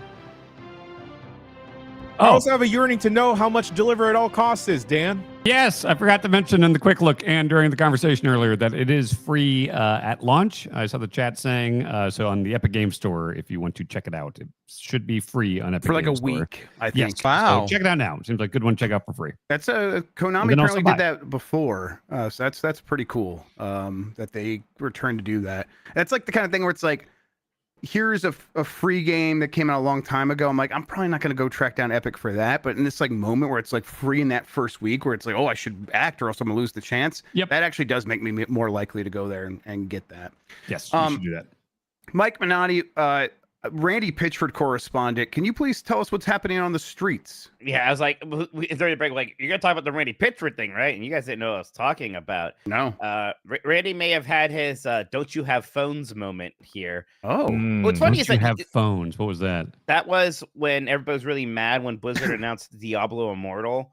because they did not announce Diablo 4 yet, and people did not want a phone okay. Diablo game. Then the guy was like, "You all don't you have phones?" Gotcha. Okay. Oh, that's or what was the Adamworth Microsoft like deal with it thing? Do you remember that? Yeah. He got kind of like reamed for that, and that was a real unfortunate thing. Yeah. The whole like we have a system for our broke gamers. It's the Xbox One, right? Or the Xbox 360. Yeah. A lot of people could use more media. Yes. Well, so Randy's break. It was interesting that like this tweet happened a week ago, but it's just picking up now where he was like promoting Borderlands 4. Then some person just like, "Hey, Randy, this game better not be $80. Don't take that risk." Blah blah blah. And Randy responds, "A, not my call. B, if you're a real fan, you'll find a way to make it happen." Oh God! Why even say anything? Then he starts doing like a whole back in my day, I paid $80 for Starflight for Sega Genesis and worked 5 jobs and walked 15 miles in the snow. That thing. Yep. So again, it's like happened a week ago, but everybody's noticing now, and they're it's getting out there, and it's not a great look, let's say. I mean, because like $80 price tag, we were talking about this somewhere else. Maybe it was a Game Mess Mornings or whatever. But it's like every single one of these $80 games are going to be under even more scrutiny because people are going to be looking for reasons to be like, tell me why this thing's worth $80. And so if you give them a reason to like to be mad instead, that's just going to like poison everything for you. So like these things that could be small or be ignored in other circumstances, in a moment where it's like now you're charging $80 for your game, people are going to make a big stink about it because they're mad. Yeah, you are bringing the impulse buyfication as close to zero as possible. Yep. And that's not great. And there's something really toxic and maybe even problematic about trying to leverage a person's perspective of themselves as a fan with their ability, like how much they're gonna pay for something.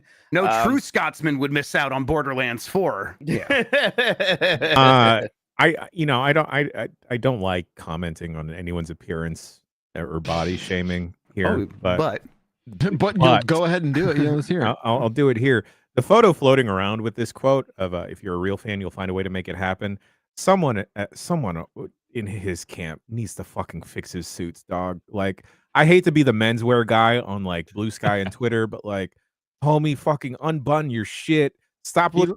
I know that he wants to look like a magician, but stop looking like a magician. Yeah, he's looking like John Goodman in season 4 of Righteous Gemstones.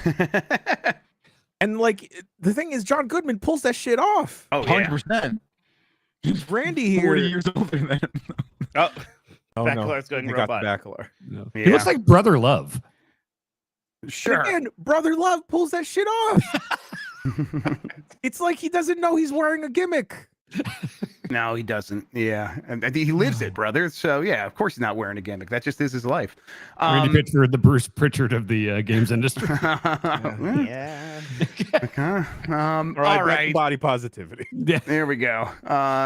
Other news: Nintendo has filed a new trademark for Sing's 2007 DS adventure game, Hotel Dusk Room 215. Let's go! Ooh. So my God. Nintendo filed a new trademark for Hotel Dusk Room 215 in Japan, which is raising speculation about a potential remake.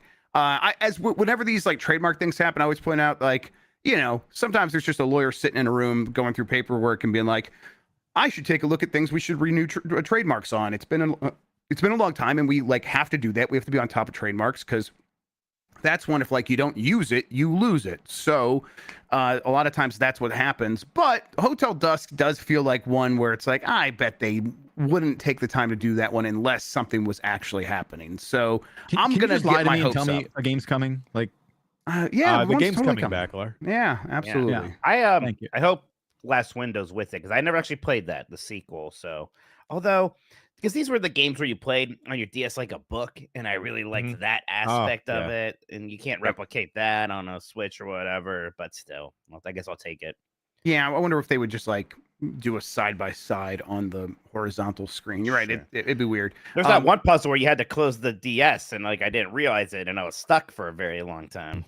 Yeah, we should do a some sort of retrospective on that kind of thing, because or hitting the reset button on X-Men on the Genesis when they're like, you have to reset the machine in the game. That's all they tell you, but you're actually supposed to hit reset on your actual Genesis to make it go forward. I mean, I feel like there's like 10 from Metal Gear Solid we could do between swapping the controllers. Yeah. I love that bullshit. Either way, okay, so maybe a little bit of more smoke here is that Sing, the developer, CING, has recently worked with Nintendo to bring back some other games, which is its dual collection of Another Code, and that's Another Code Recollection, which was 2 games they released like last year, I think, and those were I think those were also were those DS games? They were Wii. Wii, okay, maybe.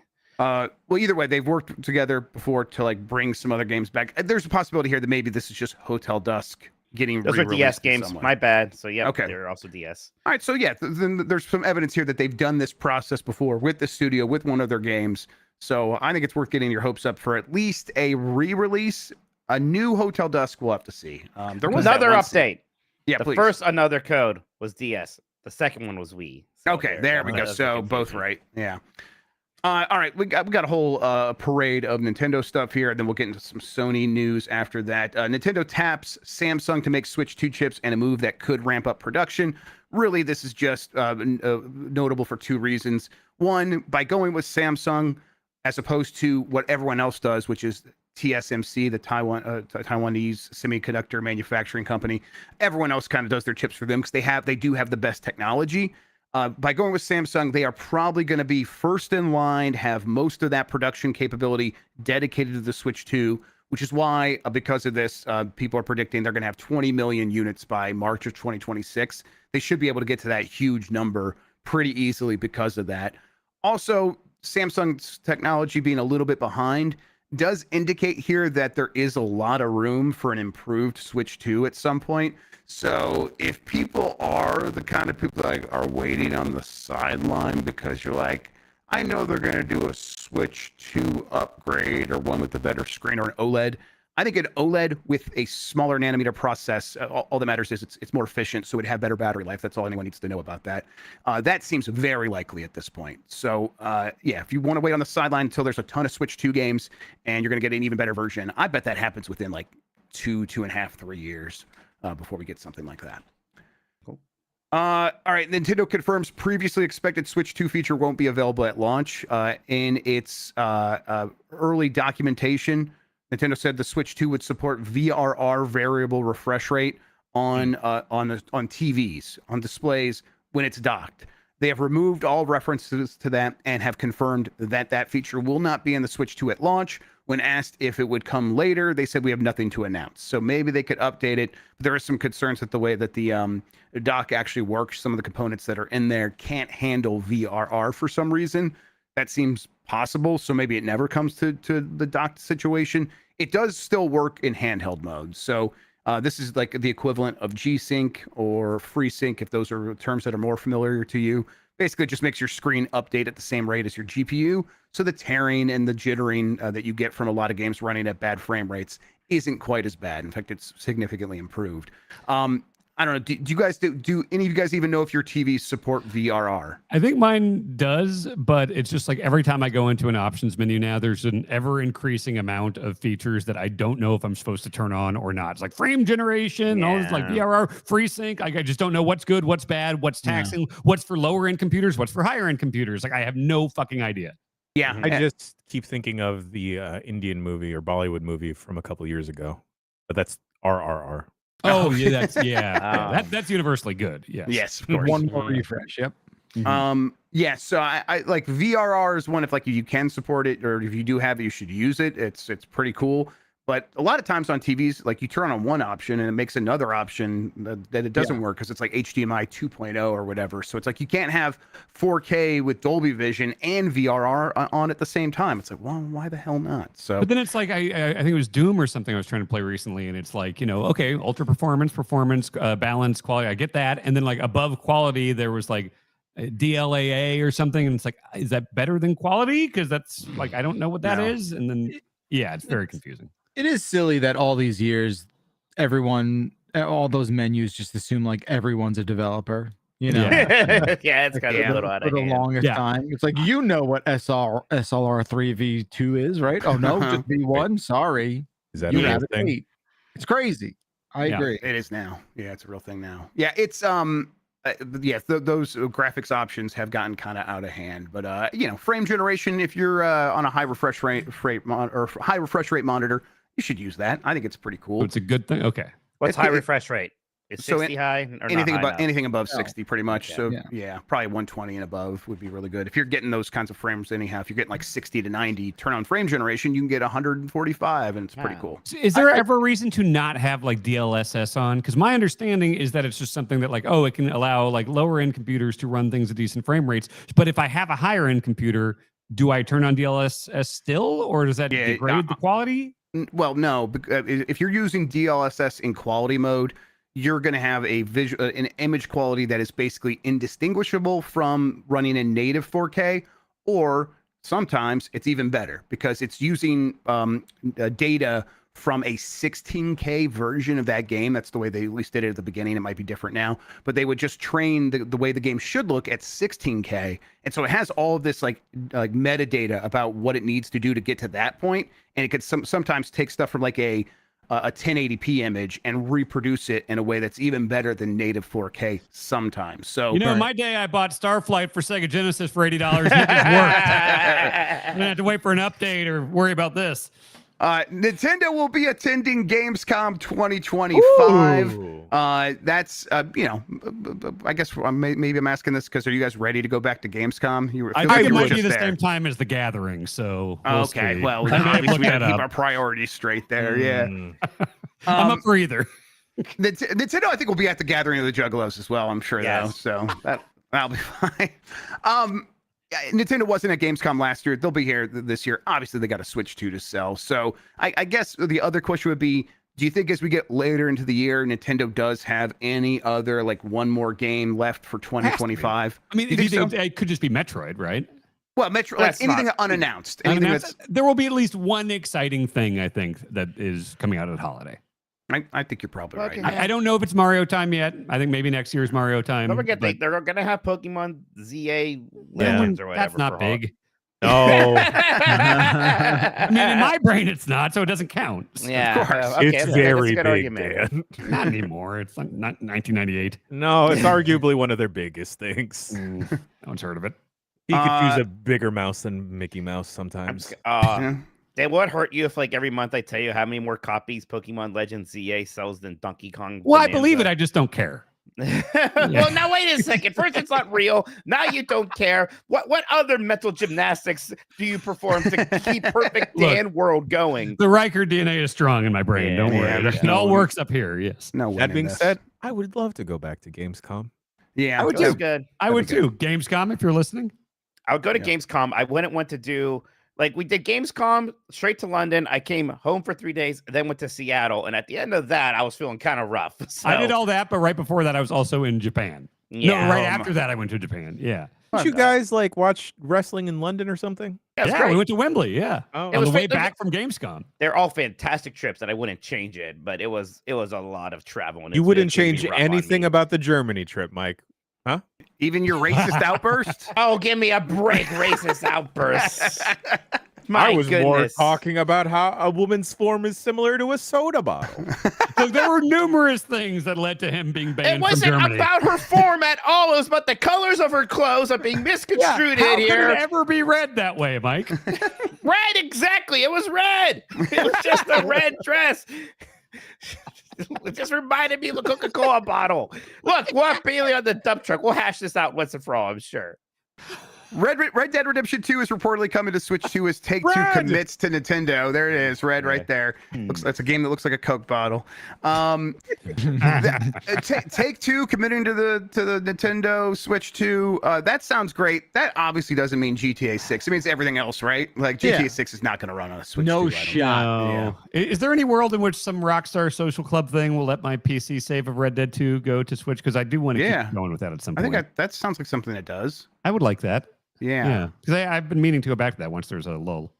Yeah, I think that would probably make a lot of sense. What's up, I'm Mike? just glad that I have Dan on team Red Dead Redemption 2 is good now. I mean, It's a relief. I'm not suddenly, waving I the think he flag says it's for a good game. I think he still has a lot of like issues with it. all right? of my That's where you're at? frustrations stand still. I'm just like, I've made peace with it in a way that I wasn't at launch, Right. And I do Say it's a enjoy good it more game. than I enjoyed it at launch. You admit it's a good game. That's the important thing. It's a well-made game. It's very Yes.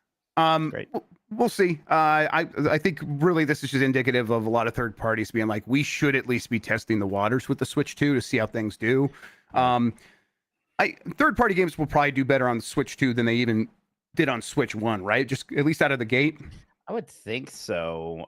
Because yes, so many of them are just going to run really well. With the Switch 1, there were a lot of ports that weren't great. Even sometimes then they would still sell well, like Mortal Kombat 11, right? Did really well on the Switch, even though the game looked like ass on there. And here, that shouldn't be a problem. I mean, it's going to be curious to see which of these right away do well. You can see Cyberpunk. Cyberpunk's going to crush, yeah. Cyberpunk's going to probably do very well. I hope Hitman gets a little bit more juicy. I bet too. Split Fiction immediately does very well also. So it's going to be interesting to see just how quickly those floodgates open. Like, I'm almost a little bit surprised it's not more right away at launch, even though it is a pretty good amount. Yeah, I think a lot of developers were probably like, man, had we been here for this launch, we probably would get a lot of shine. And I think the ones that are going to be there are going to do very well. All right, so let's shift over to some, well, God, I'm not doing that on purpose. Let's shift over to news from Shift Up. Stellar Blade sequel quietly revealed by developer Shift Up. Stellar Blade has sold over 1 million units, and Shift Up may have already revealed plans for a sequel. The developer's recent presentation hinted at Stellar Blade 2 slated for release before 2027, alongside a PC release and platform expansion for the original game. So they're going to do a lot of stuff with that. That Stellar Blade game I played about 3 or 4 hours. I thought it was pretty okay. Okay indeed. Yeah, quite a bit of fun. So once this PC version hits, I'm probably going to really play it on there, and then I'll be ready for a sequel. Sure, why not? I want more character action games to just keep thriving over there, while all the everyone else seems to be moving in the direction of FromSoft. Like I'm very happy about that. I love FromSoft and FromSoft style games. But character action games should not be deprecated because of that. So I'm glad Shift Up is keeping that alive. Yeah, it's a lot of work to look cool in a Souls game, but in a character action game like this, you just can't help it. Yeah. I'm still a little weirded out by Stellar Blade. I do like it, right? But it's not even though it's out all of that discourse that happened, which was mostly stupid. I can ignore it. There is still something. Just when I look at this game, I look at this character, it's still a little weird, I have to admit. But I look at this character, I look at this game, and I have no problems. I'm definitely with you, Mike, where it's like, okay, like it's so in your face. But I mean, I'm so used to that from games for my entire life that I built up this thing where it's like, I'm just going to put that over there. That doesn't matter. Whatever. They're being like egregious about it. That's video games. No, it's fine. I played plenty of ASX. And, I'm sorry for even bringing this discourse up again. I guess there's something it's the weird way that the game doesn't act like this character is like the most beautiful person in the world. That is the weird part about it, I suppose. I don't know. Yeah. There's not like that Lara Croft level of like mild self-awareness and winking at the camera even. I don't know. There's absolutely zero self-awareness. You're right. This is them being like, this is what video game characters should look like, and not acknowledging that in any way. Yeah.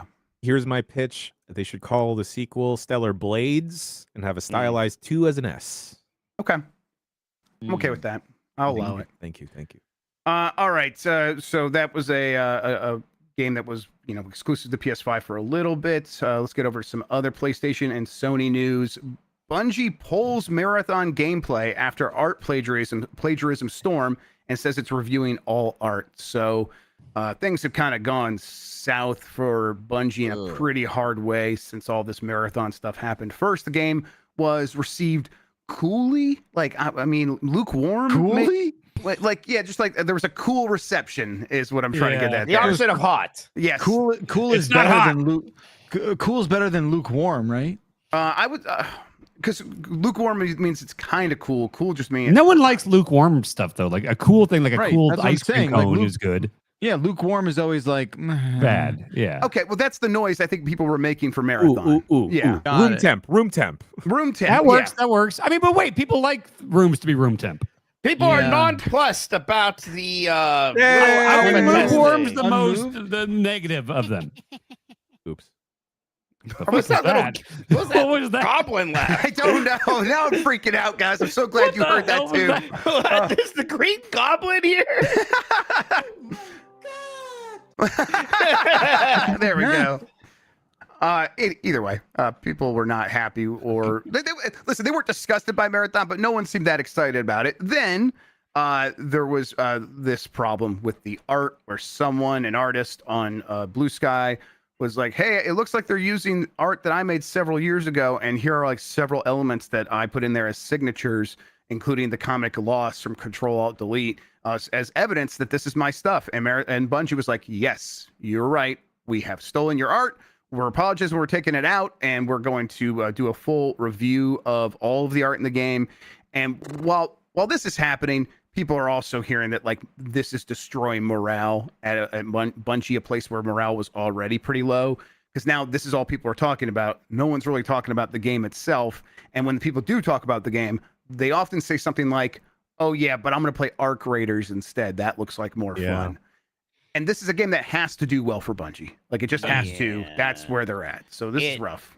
It's so rough with these free to play, not free to play, live service games. So this game's going to cost $40. It's hard because people do just kind of look for a reason to not have to care, because they can be big time investments. They can be big monetary investments. And there's already so many games like this. You can just play Fortnite. Like, with Concord, it's like the moment people are like, the narrative of, "Oh, this looks like, a poor clone of Guardians of the Galaxy." Well, that took off and it became a joke. And it's like, yeah, and even when people play that game, like, yeah, the game's not that bad, but I don't know, the vibes are off.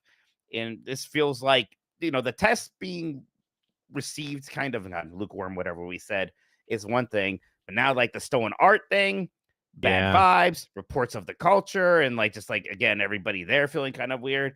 It's just you hear Marathon right now, and you're not thinking about excitement. Even I always thought that this game was probably going to do well because it's a Bungie, and shooting in a Bungie game feels so good.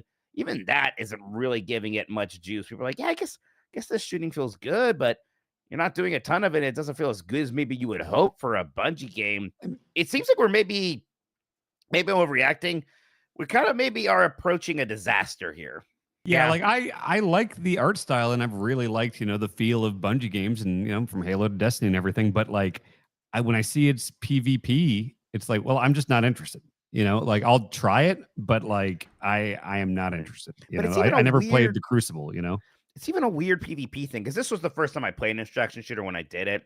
Mm-hmm. So I don't know. I guess I thought they would be more fun, but I was just running around, Weird, picking junk up, fighting a lot of kind of easy battles against computer opponents, and there'd maybe be one team fight in a round, and that's going to go however that's going to go, and then it's over, and I'm supposed to do it again, and I just, did not get the loop. Oh yeah, I was trying to think of which ones I've actually played, and Exoprimal was one, right? No. No. It's not? Okay, then what? I don't think it's an extraction shooter. No. What extraction shooter would I have played? You probably have not played an extraction shooter. Did you play, what was the Call of Duty one called? Was that the DMZ mode? Yes. Yeah, I think I tried that once or twice, and it's like, I don't enjoy this. Yeah, that would be the one. You probably haven't played Hunter, what's that called? And then Hunter the Reckoning? Yeah, no, but I was legit getting that set up on my fucking Parsec machine the other day so that we could play Hunter the Reckoning. What the hell? There we go. Hunt Showdown? Hunt Showdown. Yeah, that's the one. No. So those are like the big ones, that and Tarkov. So you probably have not played those. No. There was one other thing. A former artist, I think they worked as an artist. At least they claim to be on social media, was saying things like, as a former Bungie employee who's worked on Marathon, I feel for those still at the studio, but working with engineering and Marathon leadership was extremely toxic and humiliating. I won't speak about the rest, but Bungie leadership needs to be gutted completely. And it's like, can we corroborate exactly what this person is saying? Not necessarily, but this is the conversation that is happening around this game instead of, hey, what about that Marathon? So it's just a huge uphill climb for a game that just cannot afford to have an uphill climb. Everything has to be going in its way for Bungie to kind of keep operating as it is, and this does not feel like that's what's happening. Does going free to play at launch help it at all? Yeah, well, I don't think so. Maybe a little bit, but maybe. But it just sounds like as an extraction shooter, that would be a hard thing to pull off. So, and gosh, I forget where I saw this, but I saw it floating around there. Maybe this isn't true at all. It's like, but for Marathon to be considered a success, has to be one of the top 5 best-selling games of the year or something like that. Boy. And like, ooh, don't know about that. yeah, Like, it feels like a tough thing to pull off. Correct me, please. There's absolutely no single player. You're constantly dropping in a that's squad right. of 3, right? Right. And it's a thing where it's like, maybe when they greenlit this game at the time, it made sense because it seemed like extraction shooter was just going to be like a Fortnite thing where the battle royals are taking off and there's going to maybe be 5 of those that make a lot of money. So let's be one of the extraction shooters that makes a lot of money. And maybe that pool is even smaller than that battle royale pool was. And you're also still coming at it too late. Like, what happens if this game doesn't do well? It's not like they can just pivot and make a Destiny 3 because that is going to be such a hard thing to do. This is the pivot. Like, this is it. Like, This is the pivot. Yeah, I think this is we're in the moment of the pivot, right? Because Bungie is also pulled away from doing Destiny updates the way it was doing for Destiny 2. It pivoted that away from that, and they're doing more frequent ones, but they're smaller. So overall, there's less content. They're trying to like still make it feel like it's alive, and that's something that they're maybe they're pulling that off, maybe they're not. But it's not like turning Destiny 2 into some big thing again. And then it's like, okay, well, while we're doing that, let's get Marathon ready, and that'll kind of pick up the torch and carry us forward. The reality is, what I've heard is, if these two things do not do as well as they possibly can for Bungie's in a lot of trouble. And what exactly that means, I mean, I think Sony PlayStation Studios maybe kind of brings it more into the fold and takes it over completely in some ways, which I don't know. Maybe long term that could help. I have no idea.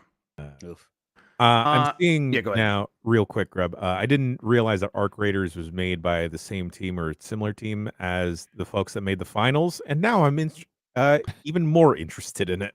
Yeah, I didn't realize that either. Wow. Yeah, that's Embark? Yes, Embark, but I can't remember the guy. He was the former chief technology officer at EA. He came up through DICE and I think he's like primarily one of the people primarily responsible for the Frostbite engine. And he's the guy that made the choice that all EA games have to use the Frostbite engine because they own that engine. So it's very funny that he got to leave and go work and make a game in the Unreal Engine instead. And everyone, EA got stuck with his decision. But yes, so like there's a lot of like strong like technology, like or technological background at that studio because it's a lot of like former DICE Swedish devs that just know that technology backward and forward. So their games look cool and can play really good. I'm excited to check out Arc Raiders myself. The finals had one of the best grappling hooks. Hell yeah. Good one. Good one. Yeah. All right, sticking with PlayStation for a couple more stories here. Neil Druckmann is working on a second unannounced game at Naughty Dog. Okay, buddy. Yeah, well, exactly. Neil Druckmann revealed he is working on a second unannounced project on Naughty Dog in addition to Intergalactic, confirming the studio is developing multiple games. Despite past struggles with managing multiple large-scale projects simultaneously, Naughty Dog now has several directors on Intergalactic, and Druckmann is taking a producer role on another game. Basically, he just said that he's going to be mentoring and producing on this one. He's kind of, the way Miyamoto kind of oversees Zelda still from like way far away. That's and high praise. Yeah, well, I mean, he's no Miyamoto, but he's definitely trying to take that role. And that lines up with what I've, kind of expected and kind of heard from him, the way he's talking. To me, he sounds like he does not have another long-term game that he is fully responsible for directing in him. Yeah, because he's like, you know how quick you can make a season of prestige television? Yeah, exactly. I think he's got a taste of that. And he's like, this pays really well. And it was way easier. And like when I mess things up, there isn't like a concerted effort of people trying to track me down. They just go complain on message boards over there. So it's like, it's got to look pretty appealing. Right. So yeah. But this is probably Last of Us Part 3. Because even if he's not directing that, they definitely have to attach his name to it. And they definitely have to get kind of going on that by now, right? I think it's Uncharted. Oh. I would prefer an Uncharted at this point, to be honest. I would too, or something new. Yeah, I think Give this is me Jack and Daxter again. No, That's no, not happening. it's just not like happening, Jan. Like, Please. what do you mean? I said No. please. Oh, well, this is the real world, you know? Nuts. I think it's Uncharted because like that would be one where it's like, sure, I can like oversee some other people actually making that game. There was also that time when Uncharted was maybe going to get taken over by another studio at PlayStation, Right, and then Naughty Dog stepped in like, no thanks, we want to do that. So there is still some desire to have Uncharted be overseen by Naughty Dog, and this would sounds like the way to do it to me. But I don't know. I guess we'll see. Have any of y'all been watching the newest season of The Last of Us show?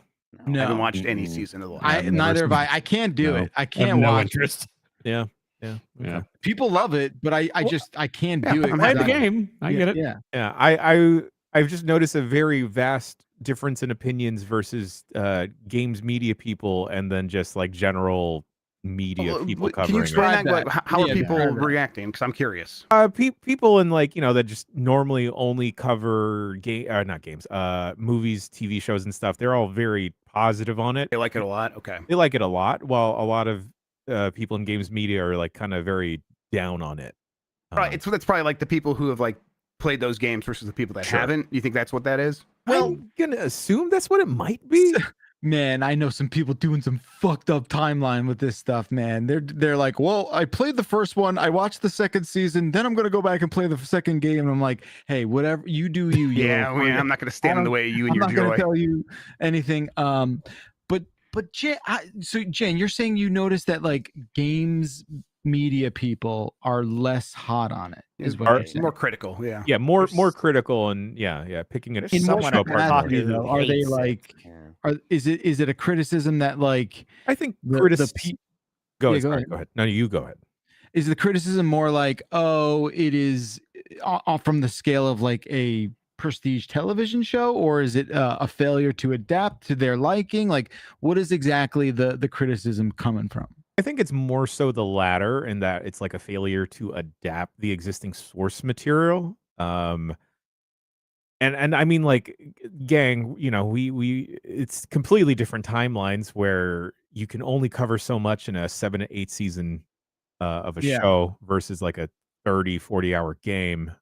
So I don't know if it's a game of trying to please too many masters, or perhaps games media people may not like TV. Yeah, there's probably there's some nitpicking that is probably just happening because the people have an idea of the way it should go. Yeah, it's like what happened with like Lord of the Rings, right? There were some people who were like, no, this isn't my Lord of the Rings. Where's Tom Bombadil? Everyone should just watch the rehearsal. Just watch that. Yeah, for sure. But I've not met a normie who has seen The Last of Us on HBO and been like, meh. Like, people seem to love it. Universal acclaim from the normies. But the normies, like, we're still halfway through season 2, right? Is season 2 over? No, one episode left, I think. Yeah. Did they do the thing?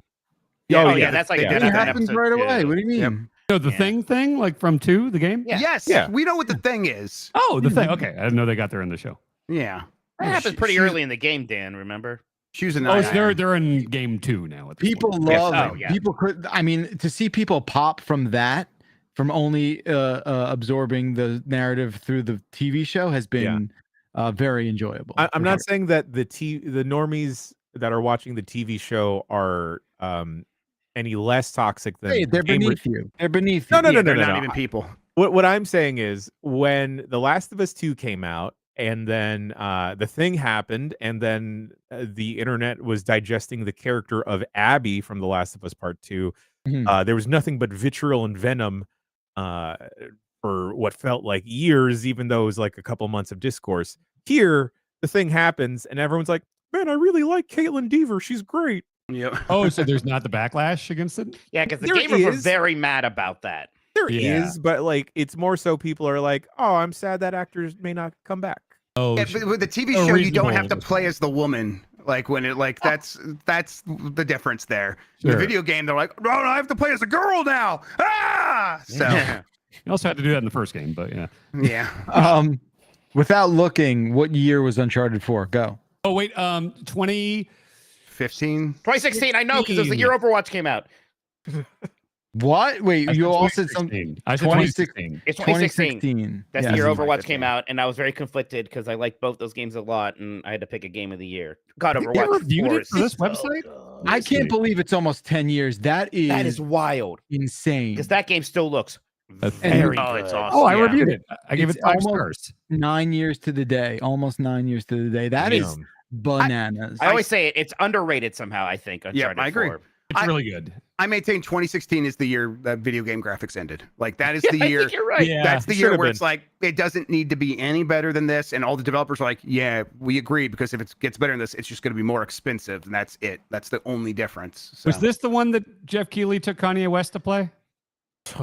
I think it don't- was. I don't remember that at all. Is that where he blamed George Bush for killing black people? Oh, no, No, was that's Myers. Hurricane Katrina. No, this is the Yeah. E3 where everyone found out Keighley was taking Kanye around and took him into the Sony thing. And so once that got tweeted out, because it was right across from our war room, and every fucking games media person on the planet crowded around outside the Sony room to see Kanye West and Jeff Keighley. Cool. 2016 might have been the Only same knew. year that Kanye West should have ended. Yeah. Yeah, probably. Yeah. And he did in a lot of ways. All right. Jade Raymond has left Haven Studios, the PlayStation-owned studio that she founded. They were making fair games that once had a $sign at the end of its word. Now they've changed that to just an S. That's Because smart. they're cowards. They don't Yeah. believe in what they're doing over there. Totally. So we don't really know exactly what happened here, but there is a bit of a timeline that has caused some speculation. This game had some like external tests done in recent weeks, and then she left the studio a few weeks later. Okay. So people are trying to put two and two together there. It's like maybe Sony's not happy with this game that it bought the studio for.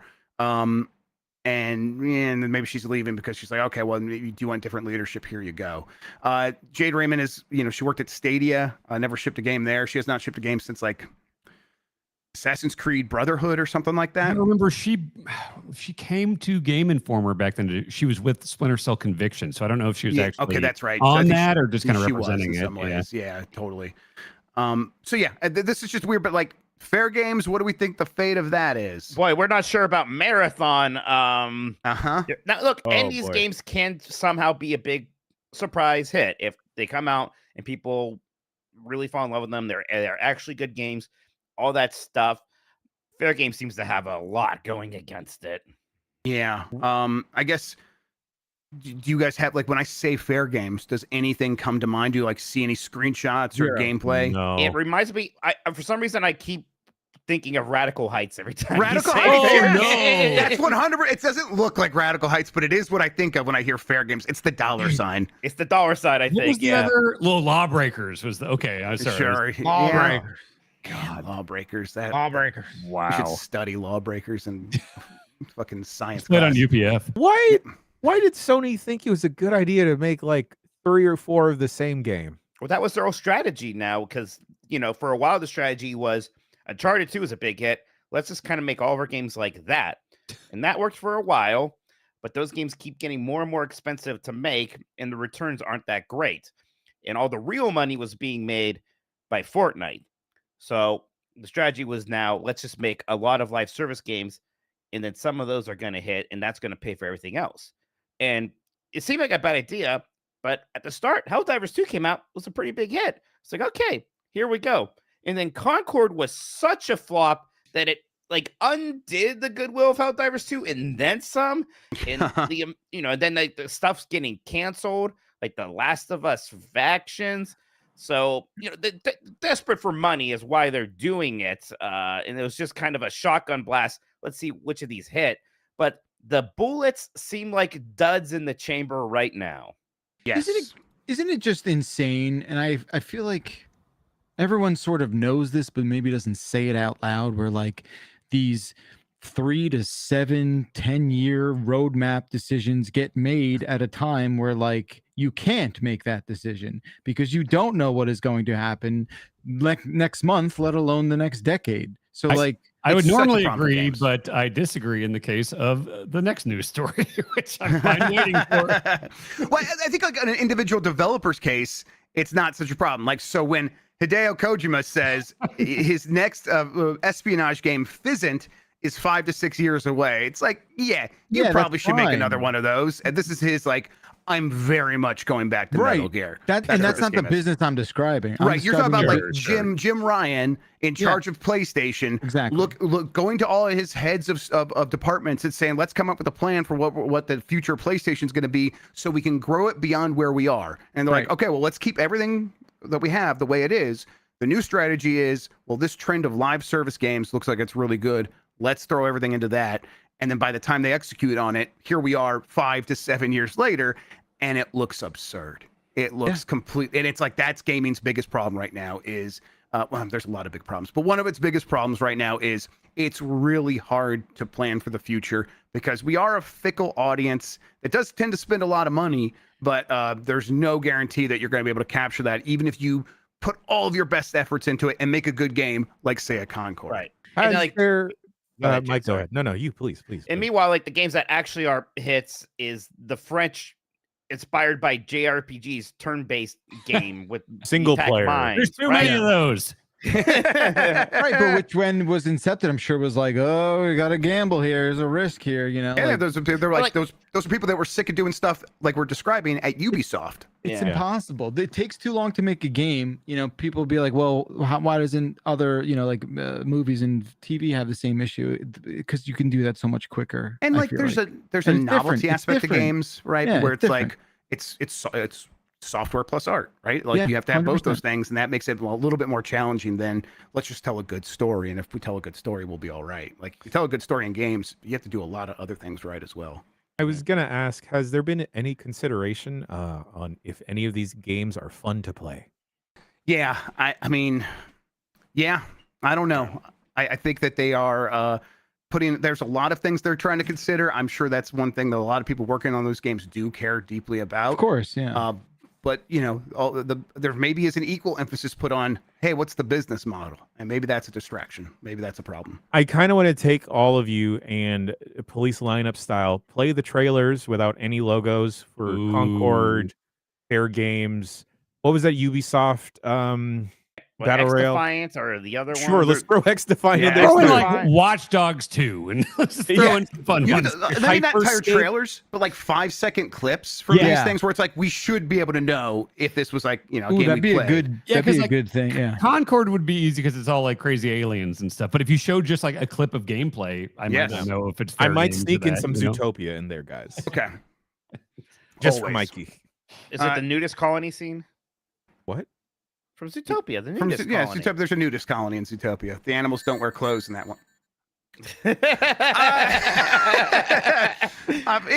Either way, Fizzant's coming out in 5 to 6 years, according to Hideo Kojima.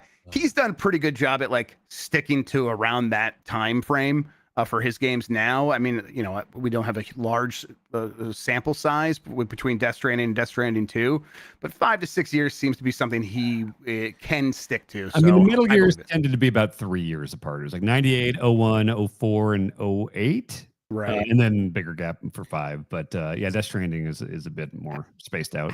How much of a real game is his Xbox weird? I have OG? no idea. Yeah, I don't no know. idea. There was that leaked thing a while ago of And it just looked like you were just selecting options on a menu. no, there was a fucking, remember that leaked like iPad thing where there's like in the reflection you could see like some dude in his boxers like watching this, What? and it was like Margaret Qualley walking around with a flashlight, and it was like clearly like a survival What? horror thing. Yeah, I don't know. Okay, yes. It that leaked and that was out there for a little bit, and it looked like a real like survival horror type Okay. thing. All right. Well, Yeah. maybe it's a real game. Yeah. He's making that as well. That's got to come out between now and Fizzant, though. So we'll see. I want him to keep making games. I like his games. Yeah, as part of this, he talked about like, hey, would you ever do a movie? He's like, yeah, maybe someday I would direct a movie. It's like clearly he's still just focused on Yes, making a movie games. that he says would be like an homage to cinema. Would be Yeah, that's Mike really liked that. It's hilarious. where he was like on the Columbia set and like it's like, oh, I'm going to bring in cinematic elements to my game. It's like, Really? I see. Yeah. Yes. He's talking Wow. about his notebook full of ideas that he's going to give to a studio after USB he stick. dies, so that they can do nothing but make his ideas, because no one else has ideas. And He Hideo has the best Kojima ones, has to a be fair. USB stick of game ideas that he's going to give to a studio after he dies because he doesn't want Kojima Productions to fall into disrepair without his big brain. Again, Did Mike you not likes see that. that, Mike? Did you not see the next Mike- story, Mike? I didn't know it was on That's this actually the list. last story. There was one ad Jumping between the that. We'll go gun, back man. around. Just admit he sucks a little bit. It's okay. His No, games are I good. won't. I refuse to. He sucks in a way that I love. I Yeah, don't know what okay, it yeah. is. Sure. No. So, wait, but no, Positive. I want to get on board with this, Mike. I think it's about time that you and I colluded on something. This Yeah. is what I was We're worried like we're about. like the always sunny bunch, and now we have to like go against the other people Wait, here. it's a 5-vote system now, so Jan's going to come down to you saying whether or not he sucks. A little bit, just a little We bit. cannot vote on opinions. Number one. I We're That's- not vote he does canceling not him. suck. We're not canceling him. I'm not Grub? canceling Yeah, it, but yeah, I'm like- with Mike. If he I'm sucks, with- it's in a way that I want people to suck. Like this is great. Oh, Yeah. yeah. Okay. Again, So, I all right, so understand. it's going to come down to Jan. I can tell. It's a coward's way out. Number one. Number two, like, yeah, Mike, I'm with you. There is Yeah. something inherently kind of annoying about him. It's getting annoying. It was cute for a long time, and sometimes it wasn't cute. Like with the whole quiet has to be naked because she's a plant thing, right? Okay, now you lost me. I don't even know what the fuck that is. Yeah, What do you mean? Yeah. You were ashamed of your words and deeds. Exactly. Yeah. So it's sometimes he kind of sucks, and I just Video think he games gets- would be worse without him. Oh, That's yeah, how I agreed. feel. Worse. So much. I'm not Agreed. saying we should cancel Agreed. him. He can Yeah. keep making games, and they're probably going to be good. But we don't. He doesn't have to come out and like step in shit and shove it in our face, and we all have to be like, "Ah, this is great If too. you couldn't It's back all it up- great." If he couldn't back it up, it would be obnoxious. But he Jan, backed I mean, it vote. up. You Jay, know, Well, I wanted to hear more of Bacalar. yeah, because the irony of Mike, saying we shouldn't worship false idols is just Oh, real. yeah. This bitch loves false idols. Yeah. I mean- the whole deal. Yeah. He prays to the mouse, does he Yeah. not? Which is an inherently contradictory sort of philosophy that you maintain. So you'll have to just deal with that on your own time. Yeah, I'm with you. Like, look, Kojima, I agree with what you said, Grub. Without him, games would be a much worse place, a much less weird place. The thing I like about him the most is that everything is just so weird, Yeah. and the fact that the weirdness has permeated It's mainstream genuine. gaming in such a way. Yeah. Like, I think a lot of that is to be celebrated. At the same time, this whole like I am video games is very annoying, and I don't like that. Okay, all right. Here's a reach here, and this is where I stand on the on the subject of Kojima. I think Kojima is the Tom Cruise of video games. Go Where- on. I see get it. it. Yes, Yeah. I get this. Go on. I want I you see to it. unpack this. Where he is annoying, and like there are things of like, okay, yeah, we get it. You stand for cinema. But you Tom stand Cruise for this. is movies. Like, Yes. yeah. It's true. I would argue Tom Cruise is more movies than Kojima is more video games. We're getting the other thing recently where he was talking about how great the early reviews, like the internal reviews for Death Stranding 2 are. It was like bemoaning it. Like, I feel like I maybe failed as a creator because too many people like this. And I'm made going to it go too good on a and accessible. world tour promoting the game so everyone can tell me how great I am. Mike, don't you see this is the best thing you have to offer? Is this?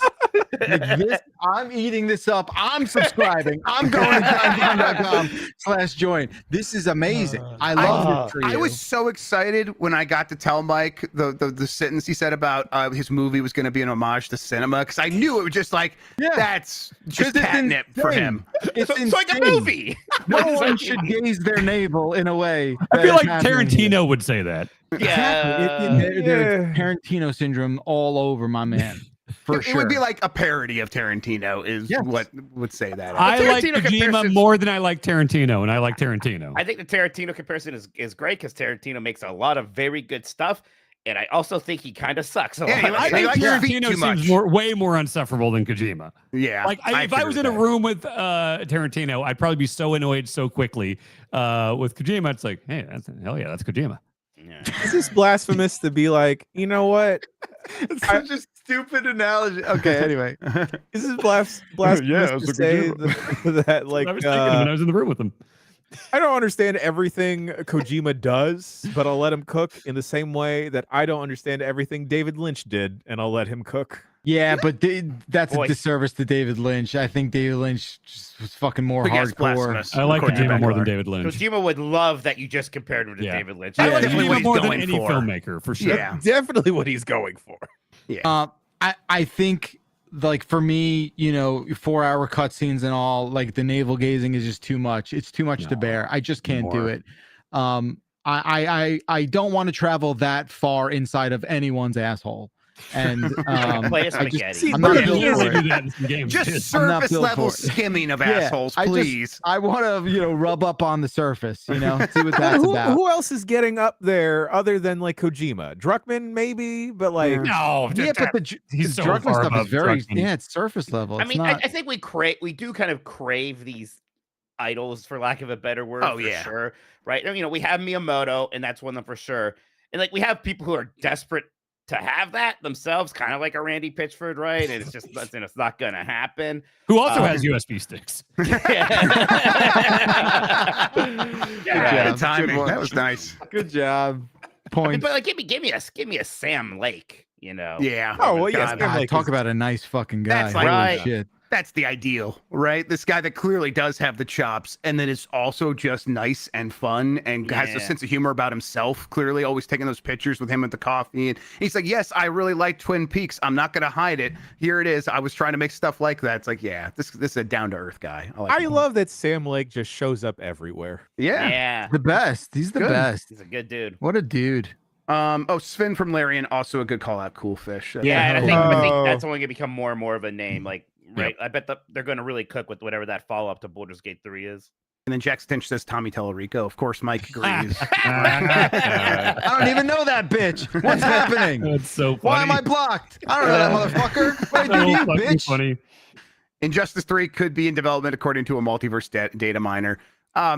Probably. This is NetherRealm has done 2 Mortal Kombats in a row. For a while there, they were alternating.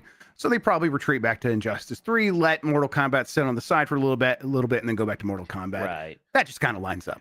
Mortal Kombat 1, I think, did well, but there was kind of like almost infinite growth with Mortal Kombat where they kept getting bigger for a while, and 11 did really, really Yes, well. and then it plateaued. And it plateaued a bit with 1, and some of the decisions they made, they weren't super well received by people. So, yeah, like we don't need to jump right back into Mortal Kombat again. Go ahead, do Injustice. Those games were very popular. It's kind of been a surprisingly long amount of time because, again, they did do 2 Mortal Kombats in a row. When was Injustice 2? 2017. I got so Dang. bummed both times they announced Injustices because it's like, oh, that means it's going to be so long for Mortal Kombat, and I don't care about Injustice. Like, Oh, you got 2 in a row now, so there you go. I'd take 3. One for me, one for you. All right, that does it for the headlines. Jan, the show's back over to you. We're going to go take a quick bricky break, and we will be back with some emails right after this.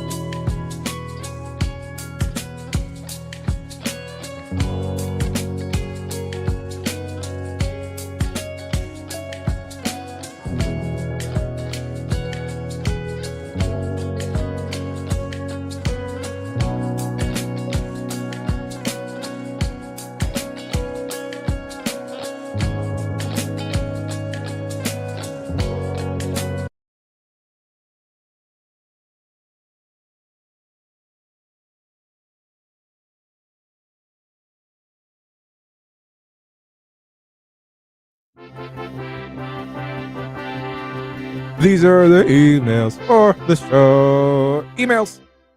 Bombcast@giantbomb.com is the email address to send your emails to, and now I can read them again. So thank you for all of that.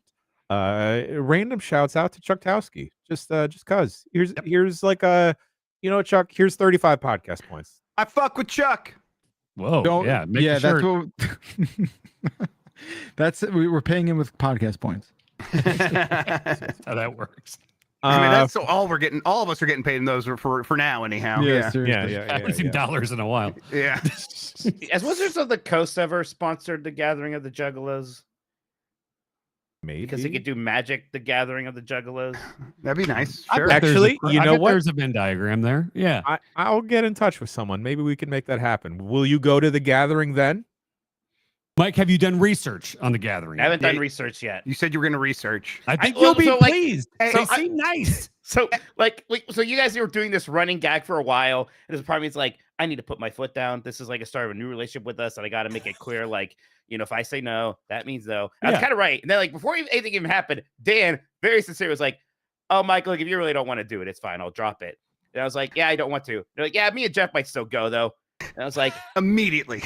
Well, not without me. Now that I know you're somewhat interested, I would implore you to look it up. And I watched several videos of people that like don't know Juggalo stuff that showed up and know what's this all about. And it's like everyone's super welcoming and nice and everything. Like, yeah, it's going to be a crazy environment. I'm going to do some research. Interesting and nice. Everyone send your positive Juggalo stories and video clips to Mike Minotti. There's going to be wrestling there. I know Willie Mack. He'll protect us. Where is it in Ohio?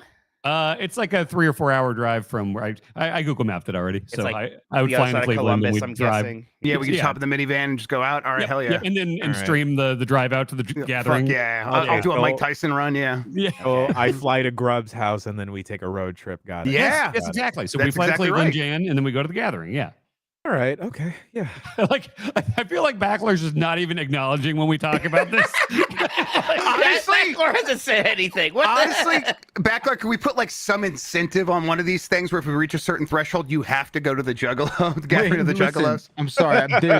I'm just being business Dracula at the moment. Okay, Forgive me. that's what it is. All right. He's just pretending. Yeah, I'm pretending. You're right. I've got the Wordle up on my fucking What is this? No. For the gathering of the Juggalos, that's so hard. Me and Jan are going to fly out to Cleveland. We're all going to do a road trip down to the gathering of the Juggalos, and we will do a hell of a feature length, maybe, the documentary travelogue of us at the gathering. It'll be an homage Juggalos. to cinema. Yeah. He's going to be Mike McQuanchy, so we'll have the Quanchy makeup. Grub will be Wolfpack Sting, and I'll just be straight up Juggalo, and we will infiltrate the gathering of the Juggalos. We'll do the Bombcast from there. We'll do Voicemail Dump Truck Live. We'll just have Juggalos ask us questions. So like we're not taking a week off. We're doing Giant Bomb from the gathering. To be determined. We're running with the hatchet now, Backler. We only need 3 votes, Backler. So no, we need a lot. We need thousands and thousands of dollars. That's your problem. That's all of our problems now, Dan. It's not his problem anymore. It's all of our problems. I feel we like got the votes. We could probably, if we could do this, we got that bit sucks. I love that it. bit sucks. By the way, we can get a sponsorship from Fago. Do we think that bit sucks? Let's vote. That bit sucks. Yes, I vote. The bit sucks. I don't know. Like, I've only seen The Gathering through the lens of like very disappointing and upsetting documentaries. Sure. And I just feel like, well, let ours correct the record. Yeah, like Vice went there one year and was like, "Oh, buddy, you ain't seen nothing yet." Let's run a chat poll. If it came down to, hey, we are either going to Gamescom or the Gathering of the Juggalos, what would our audience that we serve prefer? Because we listen to you, folks.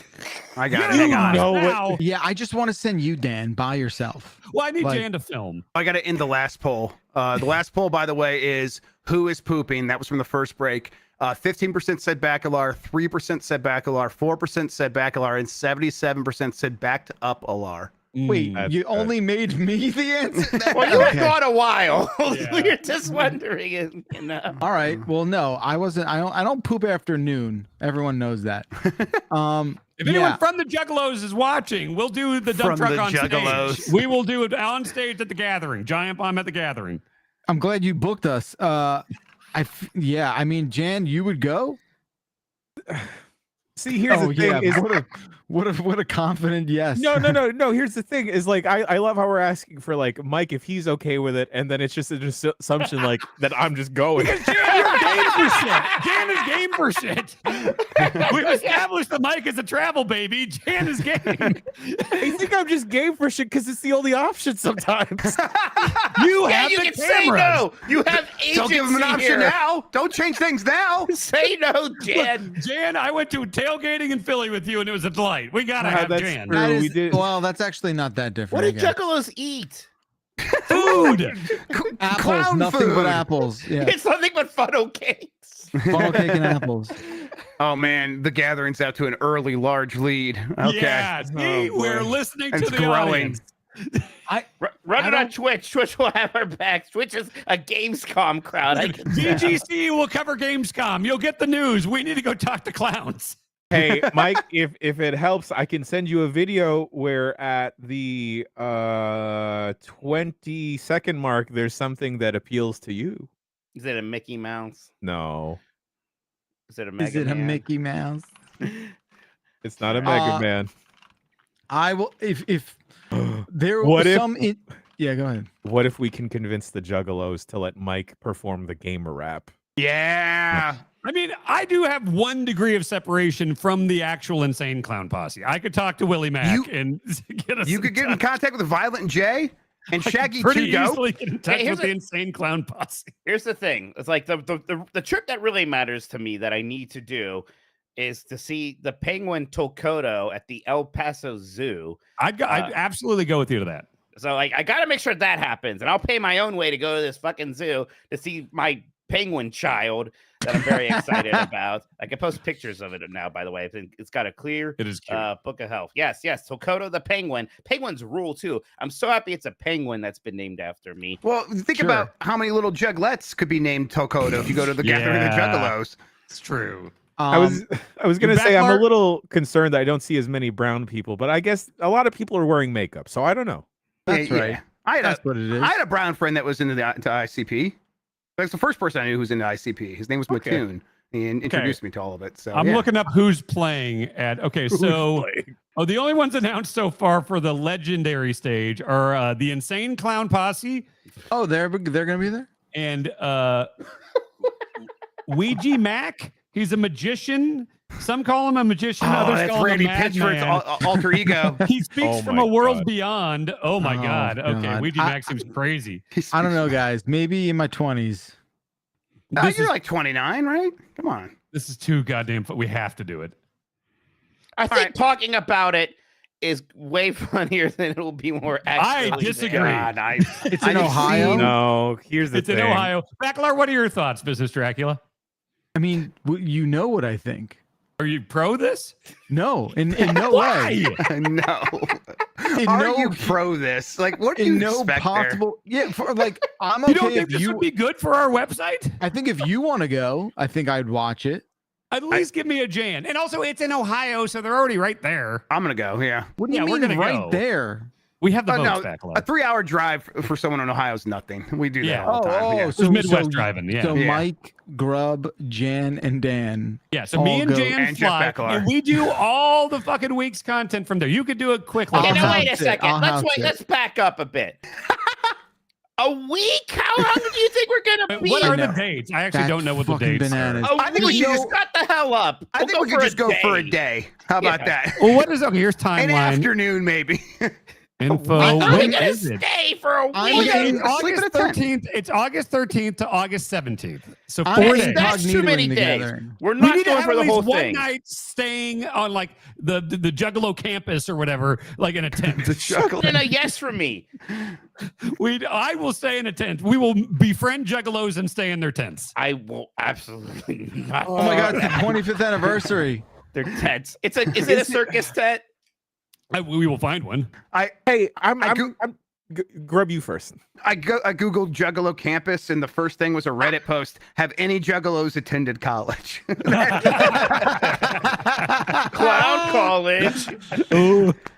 I'm just gonna say this, based off of the parts of the internet that we all appeal to. I feel like we'd be some high rollers over there. I think we'd be welcome with open arms. I mean, I can legit reach out to them and see if they want to have us do like a live Who's podcast. them? The clowns. like we're Mike, talking about this Mike, people like it's like. Think about it. You could do an acoustic version of Send in the Quans. Why can't we go to Hellfest? Why is that not a thing? Because Why this can't is way funnier. That's true. Thank you. These are the emails for the show. Backlog, you just have to see the vision. I promise it'll be good. Oh, I see the vision. I just don't want to put on the glasses. He hates the vision. Oh, All right. I made Fargo fun. We'll go nuts at the this gathering. is not Fargo, buddy. This This could is be a better whole than different beast Fargo. and better. This is Yeah. Be better than Fargo. This is not Yes. Fargo. It's Fago. Very good job, Mike. I Yes. heard it. It was a good Thank joke. you. Okay. Yes. Appreciate it. Thank you. Yeah, you know what? I'll go. Yes. Yes, it's happening. Jan and Already- Dan should okay, go, Can and I that's reach it. out to the Juggalos? You Read can. what? Reach out to the Juggalos. What do you Yeah, mean I wanna reach see out? you They Can you have an remind me? Reach have an out to email Insane Clown Posse. Email the Insane Clown Posse is I a very will. fun idea. I Yeah. fucking will. Yeah, let's do it. I don't know what you're expecting to hear back. What if I'm they just give like, us hey, do you want us to do a say like they don't even have a lot of announced acts and stuff. They do comedians. They do like let's see if they want to have us do the voicemail dump truck live Oh no. Oh, Jesus. with Oh, live yeah. mics, Q&A style Juggalos. Our second lost episode. I think that's the kind of news we don't want to be making, Dan. All right. All right. Good luck First emailing email comes from Tonka. Good afternoon, Duders. Tonker Toy from Gloucester, England, here to say our annual cheese rolling festival is upon us this coming Monday. YouTube it. And was wondering if Dan likes cheese so much, would he chase a wheel of double Gloucester down a steep hill? Ice Show Speed entered last year and ended up in the hospital. Oh my God. Wow. Also, is there any weird annual traditions in your area which you could partake in? Many thanks. Love you Yeah, long the time. gathering of the Juggalos. Yeah. No, I would just buy cheese at the store like a normal person. Okay, you wouldn't roll after it? No, that sounds dangerous. I'd eat No, see, shit this immediately. is like what I want to do. I'm gonna go to the cheese festival, not the I'll do that too. Juggalo. Send me thing. everywhere with Jan and a Yeah. camera. I would love that. This is we're gonna have a bonanza of a time. Yeah. giantbomb.com/join. Fun sending me around the world with Jan. I'm in one of those small towns. They have like like for like the holidays, like Memorial Day, we have parades. But all the parade is we get all the kids and the like little league teams to walk together, and then a bunch of like every fire truck in town Yeah. goes and blares their sirens, and we're like, this is a good time. This is nice. I'm glad we shut down the roads for this. Yeah, that's what we pay taxes for. Parades. Fire truck parades. This whole gathering of the Juggalos has taken a long time. So we're just gonna breeze through some emails. I have an email address for the clowns. That was fast. I hope we do a voicemail dump truck behind the chicken wire from Blues Brothers. And when they're like just like throw beer bottles at us. Oh boy, That's good. what do you think? Oh, they are smart businessmen. If you get the ICP VIP experience, if you buy it, you get a VIP experience laminated pass, an ICP cartoon amulet, an Ice Hatchet Man cooling towel, and a 6-inch Hatchet Man magnet. They're fucking monetizing their magnet bit. Yeah, of course. Why? Yeah. Why is it a 6-inch magnet? I don't know, but it's the magnets. How do they work thing? They've monetized that. Of course. Yeah. These They know what clowns. they're doing. You're no clowns. Wow, I think I introed Grub this podcast as a clown. And here we are at the gathering of the circle. Juggalos. Yep. Yeah. I'm sorry. I got more breaking news here. Thursday night, we have to be there at least because there's the Fago Armageddon. It allows you to come on stage during the climactic conclusion of ICP's performance on Thursday night to partake in the childlike euphoria of Fago Armageddon. If you have never experienced the chaotic Fago-fueled madness of hundreds upon hundreds of Fago bottles being sprayed in all directions during the finale of ICP's show, here's your chance. Each ninja that purchases the Fago Armageddon will also get a gift bag with a Fago amulet. I'm okay. I need a Fago amulet. What's the where's ninjas are No, involved? okay, all right. We can't cover that one. No. Let's just back away from that one. Don't worry about it. All right, don't worry about it. What's with why? They may be using the word ninja. You don't know why. There's a Fago Armageddon Saturday night too. Okay, so we can You go don't to know. Thursday or Wait, what Saturday. are they doing? Yeah. Hey, I think it just connected the dots there. That's Mikey, what if Fago Armageddon is like that one episode of Rescue Rangers where it's all soda? You know the soda Coke? Ninjas. No, don't. Oh, no. I hate this. Wait, what is that part? Is there something going on? I don't know. There's definitely something going on. Don't worry. Let's just stop saying Don't both read words. it. I Let's just feel stop like I saying both words. understand This it. doesn't seem problematic. It says a ninja is Mike, a elite juggalo capable of throwing Fago. Why would a white rapper want to use the word ninja instead of?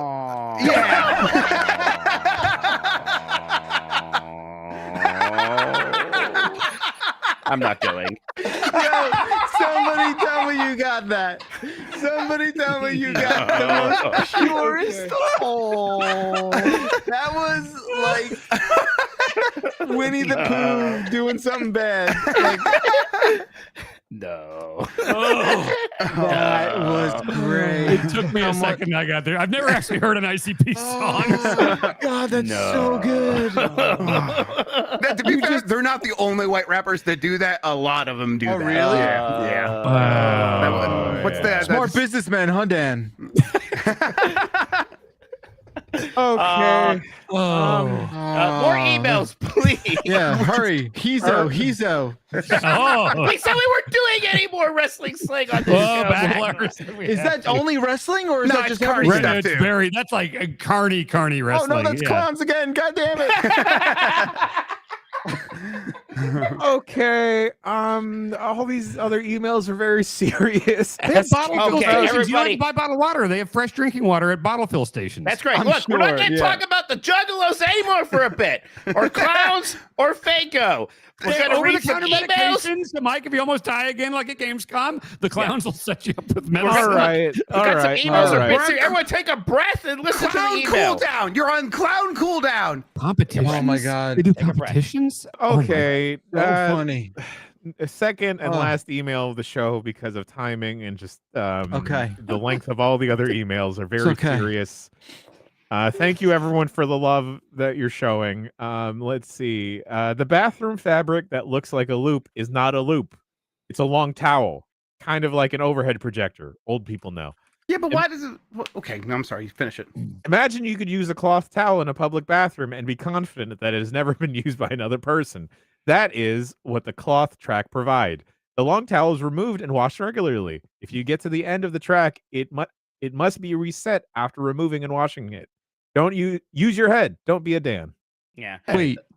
Well, that tracks, but also, where was this from again? We talked about this last time because they used to be at like schools, and Yeah. I saw one recently at a bar, and my brother was confused. He just immediately ripped it apart, thinking it was like, Right. hand towels that A he loop. should throw away. And then they had to go get normal air dryers. So it's just like a comically long towel. Yeah, I guess so. I didn't know that. I thought it was a very short towel that was Yeah. getting reused constantly. But don't you think that there's? Okay, I guess I thought it was a shorter towel too. But my assumption now is a lot of places don't actually wash it. They just reset it Sure, and turn yeah. it back or whatever. Yeah. Schools, I mean, come on. When are you the most clean though? Not After you've washed your hands. fair. All right. Yeah. Well, it depends when Oh. some people wash their hands. Like what's True. after the activities, you know? Well, I Yeah. don't think people are coming in wiping their hands on the towel, then washing their hands. Yeah, but someone might not wash their hands, but got a little trickle on their fingers and wiped it off on the towel. Sure, so- it's a risk. Yeah, Certainly a It's risk. a bathroom. All right. Dan's well, not talking because all he could think about is the juggalo. Don't draw I'm attention looking to it. at the Fago Armageddon. Let him do his Okay. thing. Let him do his thing. He's fine. He's fine. hey, Leave him alone. Jan, after this goes off the air, can we have a bonus post live thing where we watch the commercial for this year's gathering? Yeah, I guess so. Okay, I'm excited. We'll all watch it together. Okay. All right. Bombcast@giantbomb.com is the email address to send your emails to. We normally read all of your emails, or at least a good chunk of them. But we were sidetracked today. But send them in anyway. I love them. And if you want to shout someone out specifically, I will try and relay that info to the proper parties. What do we got going on the rest of this week, boys? We have hoping to find time to record a demo derby. What the hell is that?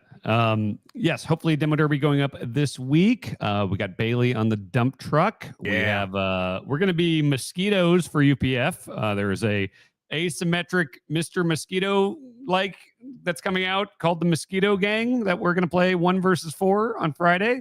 Morning mess. What am I missing here? Not much. Yeah, like we're going to get a couple more quick looks into the can where there's a bunch of games we want to do those for. So yeah, plenty of stuff happening. As we Blight like Club. go, Yes.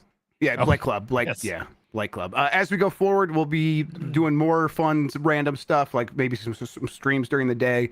Right now, we are still figuring a lot of stuff out and kind of figuring out what we can do with the capacity that we have. So, look forward to more. Yeah. In the meantime, 707 exit flu is the phone number to send your voicemails to. You can, I don't know, call in about Bailey or whatever you want, perhaps. Gang, that about wraps it up for the show. If you're watching live, I guess stay tuned because we'll go watch the Gathering of the Juggalos video. Yes. But until then, gang, he's been Mike, he's been Dan, he's been Jeff, I've been Dan, and you at home, giantbomb.com/join. Help us out. We're independent. We need the monies, please. Coffee.com/giantbomb. Ko-Fi, whatever it is. Ko-Fi. KO-Fi.com/giantbomb. Send us to the Gathering. And the poll's everybody. tied, by the way, the Gamescom Gathering poll. We wow. lost people. Well, I let's think wait we and- start let's wait talking until about we've it watched more. the commercial. All right.